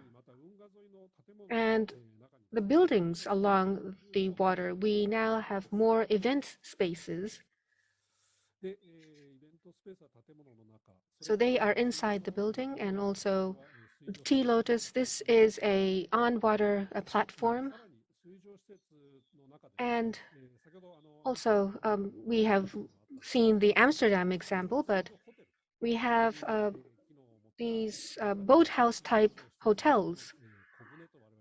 We call them little boats, but the name of the hotel is Petalos, and last year in November they opened, and they are hotels on the water. So from 2012, over the past, or for 3 years, we continued with these developments. As the buildings were built, of course, this didn't bring a lot of people into this area. We needed to also make sure that there were other attractions, not just the buildings. So initially we thought, let's bring in some famous artists for a concert. And yes, we had a lot of people. We thought that we would create a lively town, but the production people said, yes, but once the event is over, nobody will remain behind. They will just go home. That was the answer we got. And so if this is your city, you have to revitalize it yourself. That was the answer we got. But we are not specialists of city planning. We had to find people who would come to open up new stores, or who would carry out attractive events. Now I have learned, but because we were lay people when it came to city planning, we learned that there were many restrictions, especially along the waterfront. So we may come up with a lot of ideas that seemed good. If you knew the laws and regulations, you would understand that it is impossible. But we tried out many things. But every time we went to the city office, they would say, "That's impossible. What are you thinking?" We would always be scolded like that. But in any case, this is just one example of an event. This is one of the first ones that we've done, called the Canal Festival. Projection mapping. We wanted to use projection mapping on the building facade so that people can enjoy a movie. And we created this poster, Cinema Caravan is the name of the event. And actually, we were told that we couldn't show a movie on the building facade, but we wanted to project something. So we just projected some images. And yes, we had some people coming, but it didn't bring in as many people as we wanted. And the participants also gave us some ideas, and we negotiated with the city hall. And then in the fall, we were able to project a movie along the building facade. And then after that, this has become a regular event. And during the cherry blossom season, we wanted to connect different events that were carried out along the area. So that connecting these event venues with bus, we had some stamp rallies. But it was actually a rainy day when we held this event, and it wasn't such a great success. But this wasn't just a simple failure. We were able to collaborate together with other stakeholders, and now we were able to network with each other. And since this year, we understood that rain will just destroy everything. So we decided to take a 1 month for our events so that we can carry out different events that won't be just a mess with just one bad weather day. And as we continued with these events, people came with their ideas, and they said that they wanted to collaborate with us. Events using the waterfront or the water surface, and we started collaborating with outside stakeholders. This is the Umeshu Sake Festival, and this is an Italian taste event on the waterfront. But last year with the coronavirus, it became very difficult to hold such events. But doing nothing was not our option. And listening to the local residents, actually local residents had their own activities that ran parallel with these events. And we decided to communicate what activities are taking place on the internet. And through this, we were able to strengthen the ties that were created in the local community. But just doing events has their limitation. We want to create a lively town here. So we need to have something that is permanent. And so art festival, art on the building facades. But of course, that alone, there is a regulation that the Tokyo government has about how much the painting should cover the facade. And in order to change the regulation, we went to the Tokyo government assembly and asked for a change in the regulations. So I just rushed through about what events took place and what efforts we've made, and somehow we have come this far. And that's because we have been continuing with our efforts, even if we failed. And we decided that if we have an idea, let's try it out and change and improve along the way. And solutions. Sometimes we were able to take a big step further.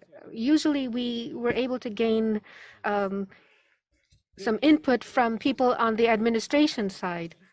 So we had a lot of art festivals, and Tenno's Isle became a big place for that, and projection mapping. We are now capable of doing that. And linking up with the neighboring areas, the business in the area. We were able to tie up with them and also with local residents. And lastly, events are just a one-time thing, but we also have records of that kept as films, so that will send out the word that something exciting is happening in this area. And I was looking forward to looking at the Nakagawa Canal area. You have a lot of old things, and also you have a lot of art. I think there's a lot of similarities with Tennozu Isle area. We are still in the middle of our journey. We hope that we can go together as we try to improve the waterfront. Thank you very much. So Tennozu, can you raise your hand if you knew about these developments? Nezu-san, Murayama-san, yes. Oh, most everybody knows. So your activities are known here in Japan. So I believe you have moved toward deregulation about utilizing the waterfront and the water surface. Tokyo government also had a project to deregulate for the activities, and there was this consensus moving forward. And I believe because of the administration side, these projects were possible. I think that's one thing that the Nagoya people should understand, and maybe you now know that there are hotels on the water in Japan as well. Sasha-san, can we have your impression about what you just heard? Yes, can you hear me? Hope so. Yes. Yeah, I think it's like it's very inspiring that I think from also like quite big development, you also, what I've seen now, you really take care about all these places, right? On the one hand, I think you have the bigger development, but also the way you approach it is really like from the human scale, like the human perspective. And that I think is very, very like inspiring to see the changes you've done also, like this before and after pictures. They show very much the quality approach you're taking. And it is really about sometimes taking care of this electricity poles and replacing them, and instead putting a park there. So I think even like within like a bigger site, I think it's very inspiring to see like where are the opportunities to change the places to a better like functioning place, also to more quality. And also even during Corona, where there's basically no event, you try to innovate. And I really like this drive of that you're not stopping. It's like a dynamic change all the time, a change in order to see how to improve this district and how to improve this place. Very inspiring.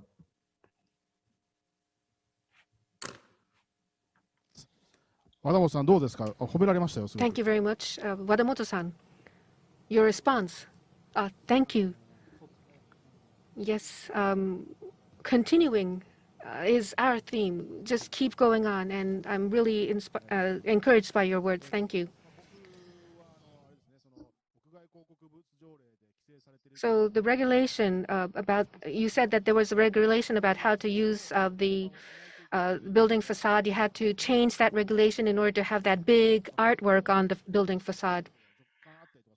Sometimes you tend to just focus on changing the regulations, but you have to think that there's something beyond that. Sasha-san, you have something to say? Yes, go ahead, please. Yeah, in terms of regulations, I think regulations are meant well, right? But they can be also very strict. I think if the regulations don't allow us to learn from our mistakes, from our things we over-regulated, then I think there's something wrong. So I think we should always challenge the regulations, and we should open to change them also, if we have a good argument for doing so. Right? Like it's in an over-regulated place, and I mean the Netherlands is also over-regulated. I think it is very difficult to innovate, right? To learn and change it. And especially in urban planning, because urban planning is like a long, very long process. And all the decisions you make them for the next 100 to 150 years. So I think it's crucial to build in the process kind of a criticism which allows you to change the regulations and to learn from that.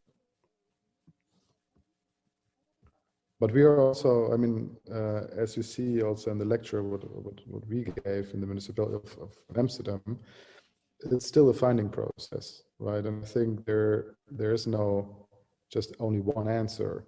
But I see also in the presentation just from your of your project that I think continuing and looking for like more quality and adjusting and change like needs to criticize the regulations and challenge them also. But then there must be also an administration which allows that and stimulates that. Thank you very much. Yes, indeed. It's actually, as you say. So this challenge, you need somebody that says, yes, that's a good challenge, and I'm going to call out. Are there people who accept these challenges? We often face a wall on the administration side saying, what are you trying to do? But yes, challenging. We want to share this so that we can learn together and move ahead. Ron-san, yes, you are raising your hand. But before that, I'm sorry. And we started a little bit late, and already we have to come to a conclusion, but we haven't discussed anything yet. So we will extend the allocated time for this session. So I do hope that you can stay a little bit longer than the scheduled time. So Ron-san, please, your comment, please. Well, as a civil servant working for an administration, I'm aware of the fact that we are forced to also formulate rules, also in urban plans. But then I always add one extra rule, and that is that if one proposal actually meets the starting points or the values that are, of course, most important, all the rules will not be applied. So that's a perfect last rule. And also it forces you that if you formulate rules, that always, of course, the starting points or the values that you want to accomplish by making those rules are always more important or should have priority.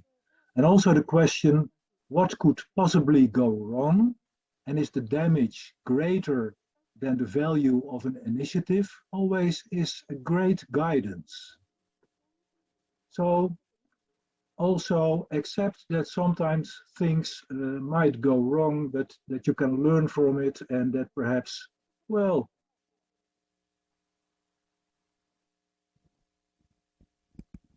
Thank you very much for that. Yes, indeed. We need to learn, and I believe that's what you have said, and also Sasha-san has told us. And I believe people in Nagoya will also go ahead as we've learned. And the people in the administration here are really looking forward. And yes, I see people nodding over there. So then I'd like to move on to the next discussion. We have talked about consensus building, action, and what we can learn. And we're hoping that that could be included in the declaration that we will come up with at the end of this event. Next, on Hanta Canal and initiatives, Uramoto-san is going to make a presentation. The floor is yours. Thank you. So from Uramoto and myself and Sawada-san, we are going to make a presentation.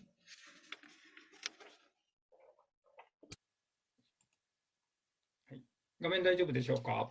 Can you see my screen? はい、Thank you. ミツカングループの水に対する取り組み So we are going to make a presentation on our initiatives related to water. Our company, Mitsukan Group, was established in 1804, 217 years ago in Edo period. And the company was established in Handa City in Aichi Prefecture, which is to the south of the Nagoya City, and we still have the headquarters there. We are making vinegar and other condiments, processed food and natto, fermented soybeans, and we have 240.7 billion yen in consolidated sales. And more than half of these sales come from overseas. ただ我々の作業の始まりというのは But our business お酢です。 started with vinegar. お酒を作る過程で出た In 酒、 making sake, アップサイクルで we have sake lees, and we upcycle sake lees and made sake lees vinegar. It was much more affordable and it had more umami element than the rice vinegar, and it became very popular for making sushi in Edo period. So that was the beginning of our company. In making good quality vinegar, we need good quality water. From Handa City, Aichi Prefecture, in bringing vinegar to Tokyo, we need to use vessel transport from Handa City to Nihonbashi in Tokyo. The vinegar needed to be supplied stably, so Mitsukan Group has been benefited from water, and we as a company were cultivated by water. So for this reason, 22 years ago, we created Mitsukan Water Culture Center. And we want to cultivate our appreciation to water. In thinking about that, we first want the ordinary people to be aware of the presence of water and to appreciate the presence of water. So as a part of these initiatives, we are doing Nihonbashi River Cruise. So it is Nihonbashi, which is the center of all roads in Japan. And there is a highway on top of the Nihonbashi Bridge. And actually, not many people go under the bridge. So this Nihonbashi Bridge cruise is very popular now. It's a rare experience. And this is another river, another bridge on top of Nakagawa Canal. And from Nakagawa Canal, we can look at roads. And since the canal has a very wide width, people like to go under this bridge on Nakagawa Canal. And as explained earlier, these building facades have nice designs these days along the canal.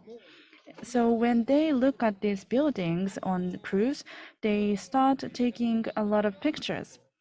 The canal art in Nagoya City and Mitsukan Group organized this event together in order to cultivate the sense of appreciation toward water.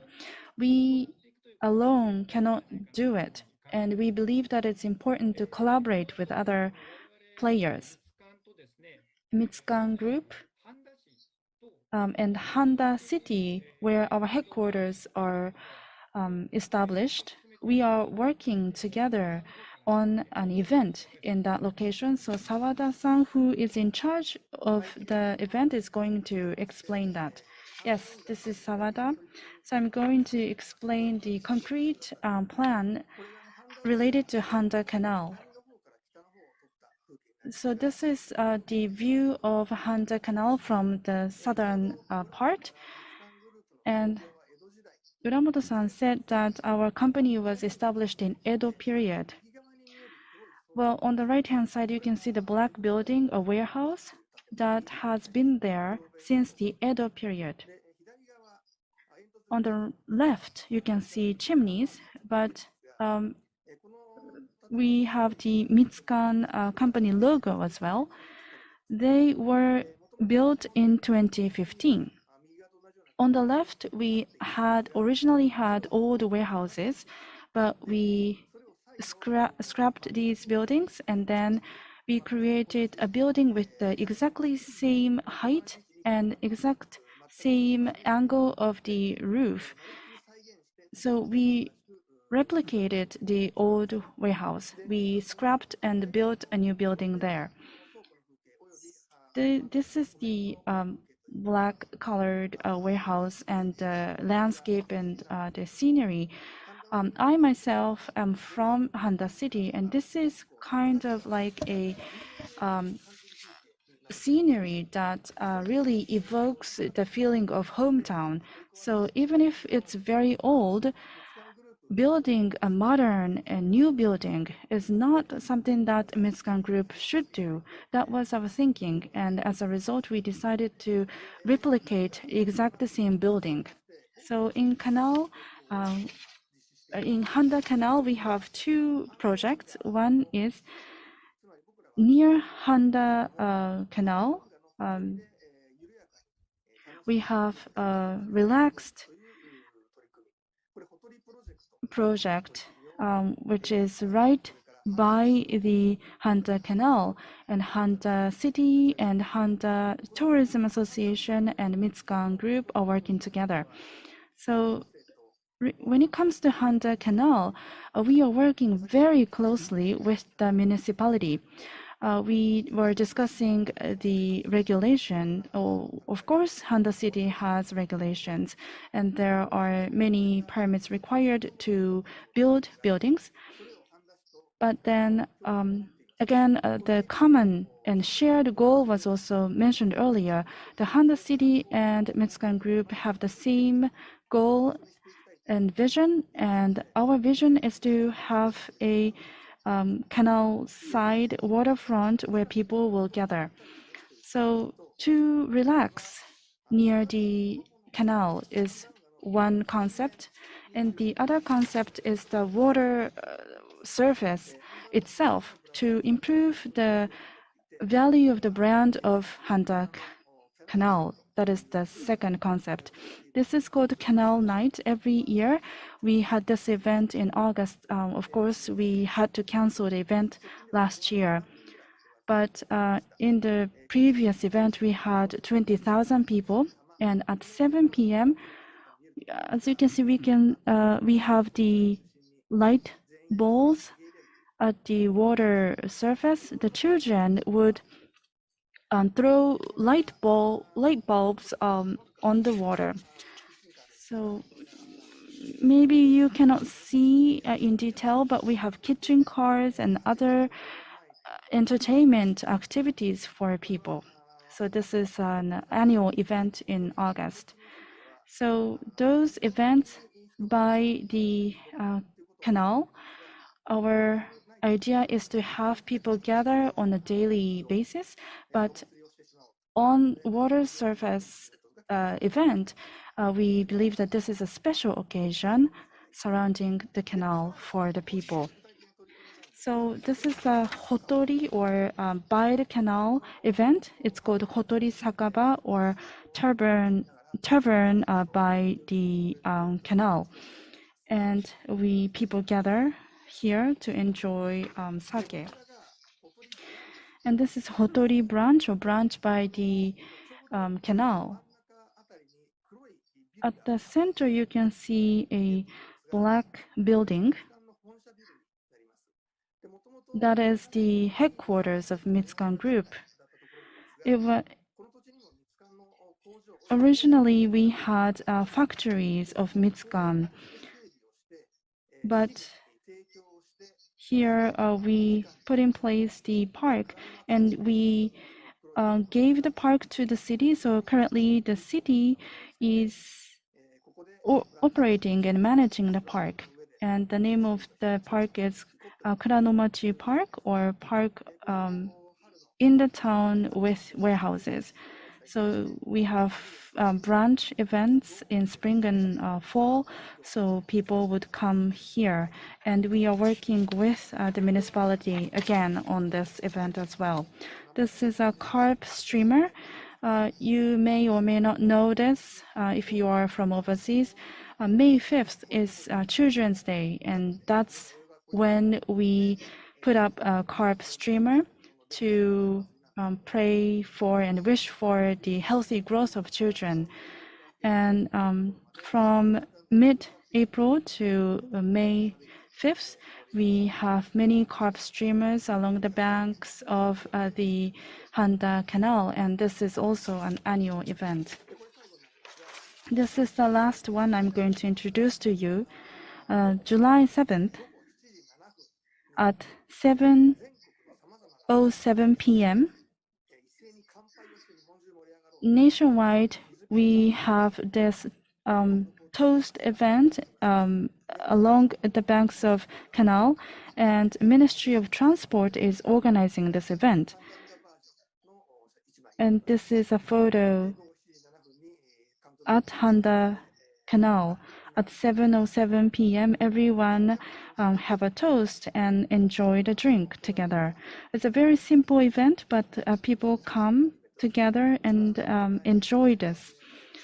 On the left-hand side, Sawada-san is actually wearing a Japanese kimono, summer kimono. He's enjoying the event. So in order to make Handa Canal an exciting place, the shopping arcades in the neighborhood and Chamber of Commerce in the city and the city office are working together.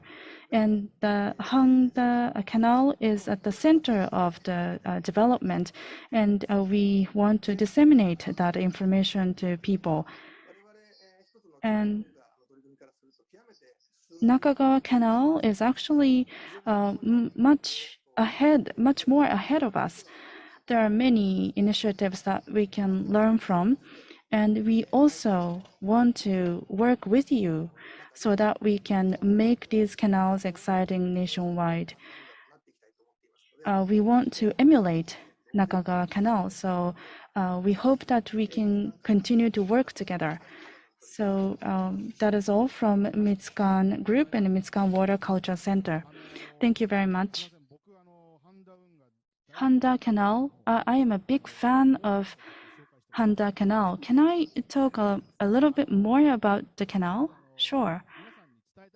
So I want to tell you why sushi is so loved by so many people. Handa is in Aichi Prefecture, and this company in Handa City in Aichi inspired people in Edo, and then those people in Edo or former Edo, Tokyo, started making sushi. So I think that Mitsukan was a big inspiration in popularizing sushi. So sushi in Tokyo, people enjoyed sushi as a finger food originally at Waterfront. So sushi has a close association with Waterfront as well by the bridge, and the Mitsukan, which contributed to popularizing sushi, is still engaged with the waterfront area development, and that is wonderful. And I am also in the secretariat of the toasting event by the waterfront, so thank you for your cooperation always. Well, regarding sushi, can I add more comment on that? In 1804, our company was established, and around 1800, the sushi was created, conceived, and sushi became a menu. But then at the beginning, the rice vinegar was used in making sushi, but rice vinegar. So First of all, we have to make sake first, and then after fermenting sake, we can create the vinegar. So vinegar was very expensive. The sushi is a fast food, a finger food, but at the beginning, it was only food for rich people. And then our founder, Nakama Matazaemon, the founder, went to Tokyo, and then he thought that he could use the sake lees vinegar made from sake lees that could be used for sushi making. So sake lees was actually scrapped. It wasn't used. Sometimes it was used as a cow feed, but mostly it was the waste. So by using sake lees, we were able to make affordable vinegar in large amount, and as a result, sushi became popular among ordinary people because sushi's price went down. So that's how we contributed. And I'm proud of Mitsukan because the origin of the company was based on the idea of recycling. So recycling is a state-of-the-art or very new concept, modern concept, but actually our founder already had that vision. And now we have future vision, which is based on the founding spirit.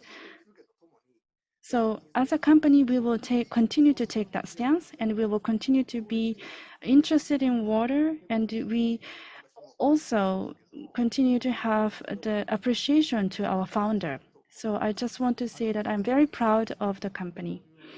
Thank you. That is wonderful. Because, well, I was just wondering if the two gentlemen from the Netherlands thought about the discussion we just had. So Ron-san, the water and the story behind the water, they are all connected. And I think it's very important. What do you think? Well, I think you're absolutely right, because water or canals always, both in Japan as in Amsterdam, were used, but also created by means of functionality, to connect and to provide, to make the industries function. So I think it's very important to also have attention by redevelopment for the functional function of the waterfront. One slide I especially liked was the slide with the canal, the old bridge and an even newer bridge, and a newer use of the canal by boats. So I think the functional aspect, also as a cultural phenomenon for the canal, is really important. Second thing I noticed in the presentation was the presence of a route alongside the canal for pedestrians or even cyclists, but also parks for recreational use, and not only to drink sake in the evening hours, but also to play with children. I saw one child in all of the slides. Of course, the children are the most important users of our public space. So actually to make public space, and how great that this company provided a park to the city, wonderful. To actually create parks also for children and for families is of course fantastic. And then most important, of course, and a responsibility for the city government is to make sure that those parks can be reached, that we also have to create safe and pleasant routes to those parks, so that parks and those public spaces become a part of the social and physical network of the city. And then, of course, as an inspiration, we can start programming by annual events, but eventually, if we do our work good, the parks will become a platform for spontaneous use and spontaneous action. And then our goal is reached. How do you say, Sasha?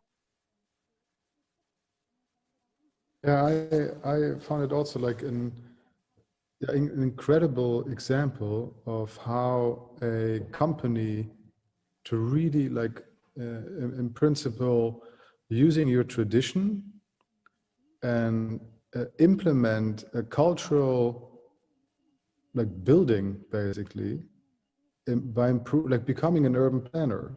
So you improve the part of the city by making a cultural building with a park, a recreational zone, a lot of events. And I think that that's a great example of how like a company by origin a commercial use can be like a good example. So I hope that a lot of other companies who also look into their tradition, maybe to their core beliefs and feeling like similarly responsible of giving something back on the one hand, but also inspire people. And then I think there's a strong link to your products, right? I mean, the strong link, I think that is such an insight that you like the water is just the core resource you need and you have to take care of, right? And I think there are plenty of other companies who have similar connections to the water or to the waterfront. And I think if you can inspire these companies to do something similarly beautiful and great, and I think you have already a lot of stakeholders with the same values and the same common denominators to be active there. And of course, we also know your products here and we use them here too. So I use the vinegar also for cooking. It's really nice to see this project in your store. Thank you. ありがとうございます。 Thank you. I think Mitsukan want to present these projects to other people in the Netherlands. So in that case, Sasha-san, they would probably want to have your support. So the values that we cherish will have to be passed down. That's very important. And we looked at a lot of cases and discussion points, but we want to go back to Nakagawa Canal. So as we've heard about these examples, in each of these cities, the canals, the waterway, became the pride of the city. People are proud of these waterways. And people who have been involved in development, including Ron-san and Sasha-san, they seem really proud. And I believe Nakagawa Canal has a potential of becoming a place of pride for the citizens. And now I'd like to discuss with you about this point. So there is potential in Nakagawa Canal, right? Konaka-san. Yes, I believe there is potential there. However, as we've heard, the local companies, local residents, they may not be aware of that potential. Of course, when you want to do something, you have to have consensus, but maybe people say they agree, but on the details, they may not agree. So you have to go through a lot of discussion and negotiations. But if you live there, you're sometimes blind to the good parts about these aspects. So you have to make sure that people understand. So then it means you have to have a consensus about taking up a challenge, and then about the actual challenge, the details, you have to go through many trials and errors. Yes, I believe that's important. And for that, as Wadamoto-san said, you have to work with the local government,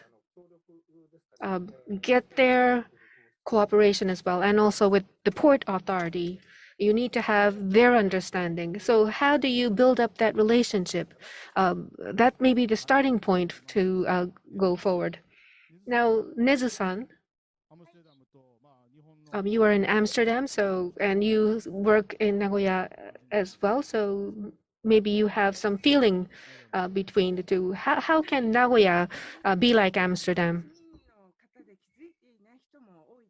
Well, maybe many citizens don't realize you have said, but in the Netherlands, I have been involved in certain projects, and I see that the citizens from the viewpoint of the city,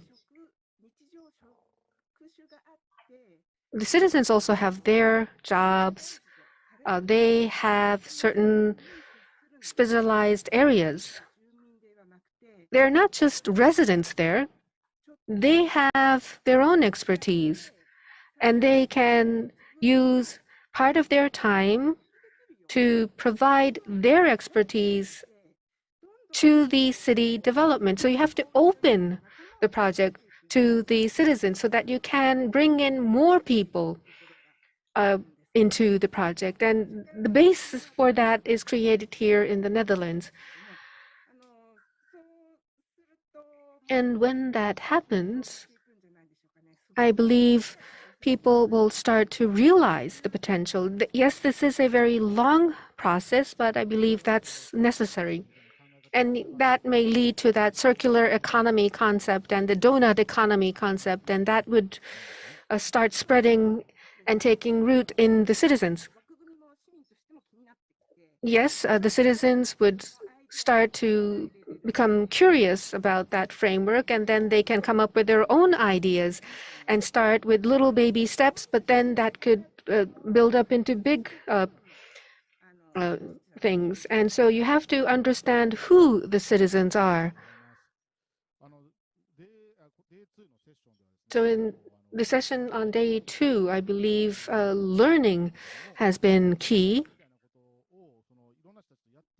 So as you work along with many people, learning is very important. Sasha-san, what do you think? Yeah, I think there's a huge potential in water sides, right? Like now it's like very clear to me. I mean, like the canal, as I see it, is very similar to the canal we're operating with here. It's almost like basically the same size. It's almost like 100 meters wide. It was the backside of all the buildings. It was not really attractive. People didn't do anything with that, but it has the potential to become a location. So the value of the land there, just from an economic and developer's perspective, is very, very interesting. And I think in order to unlock that, not much has to be done. You just have to move this little snowball a little bit. And then I think it's picked up by a lot of parties who all of a sudden also see the potential. And I think the task should be, and was also here in Amsterdam, to just get like a couple of people together who keep the snowball moving, right? And I think like unlocking these locations, which have tremendous potential for a very healthy, economic healthy also environment, is obvious, right? Like if you have any place where you would like to invest into, like your energy, your time, in innovation, creating more jobs or housing, I would always go for the water side, because it's very obvious that it becomes like, it's like this golden nugget. You just have to dig out a little bit, but the quality of the water side is very, very high. I'm also living on the water, so I'm living in our own development here, and it's just like an amazing like quality of life living around water. It's just very resting in a very high density city. Right, and COVID also showed us that a lot of people now, they're looking for parks and nature, and I think we pretty much survived the last year very well because we were so close to water. It has a very healing effect also. So I think that there is like a high potential in a water side. It's just a question of how to unlock it.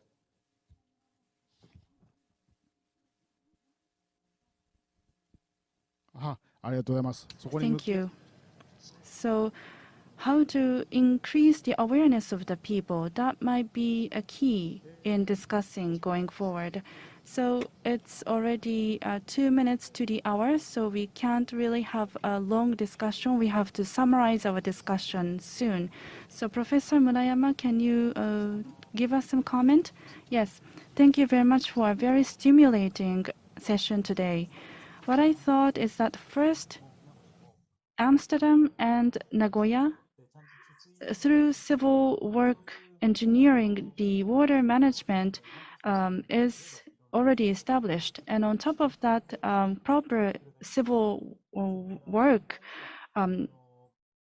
effort, we can build up and develop the city. And we also talked about taking action by changing the regulation. We heard about specific cases from Amsterdam, and I think that we can do the same in Nagoya. So the area or the canal is owned by the public sector, so we will have to look at the regulation. But in achieving or implementing the project, we need to have the share the goal, and we need the involvement of the people. And we certainly need someone like Mitsukan. And the administration also has a responsibility.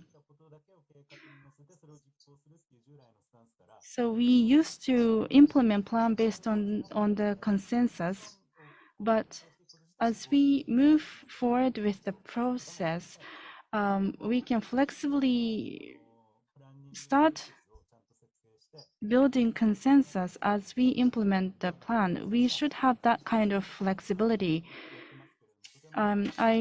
My specialty is urban development theory, but today I was able to learn a lot of modern city building efforts. So thank you very much. So even Professor Maruyama had something to learn from today's session. I think that that is a takeaway for all the people in Nagoya as well. And by using the learnings, I think that we can create a new mechanism, and we can think about how to be committed to these projects and how to exert their creativity. That's what I thought from today's session. We have questions from the viewers. Let me just read them out. Nezu-san talked about circular economy and donut economy.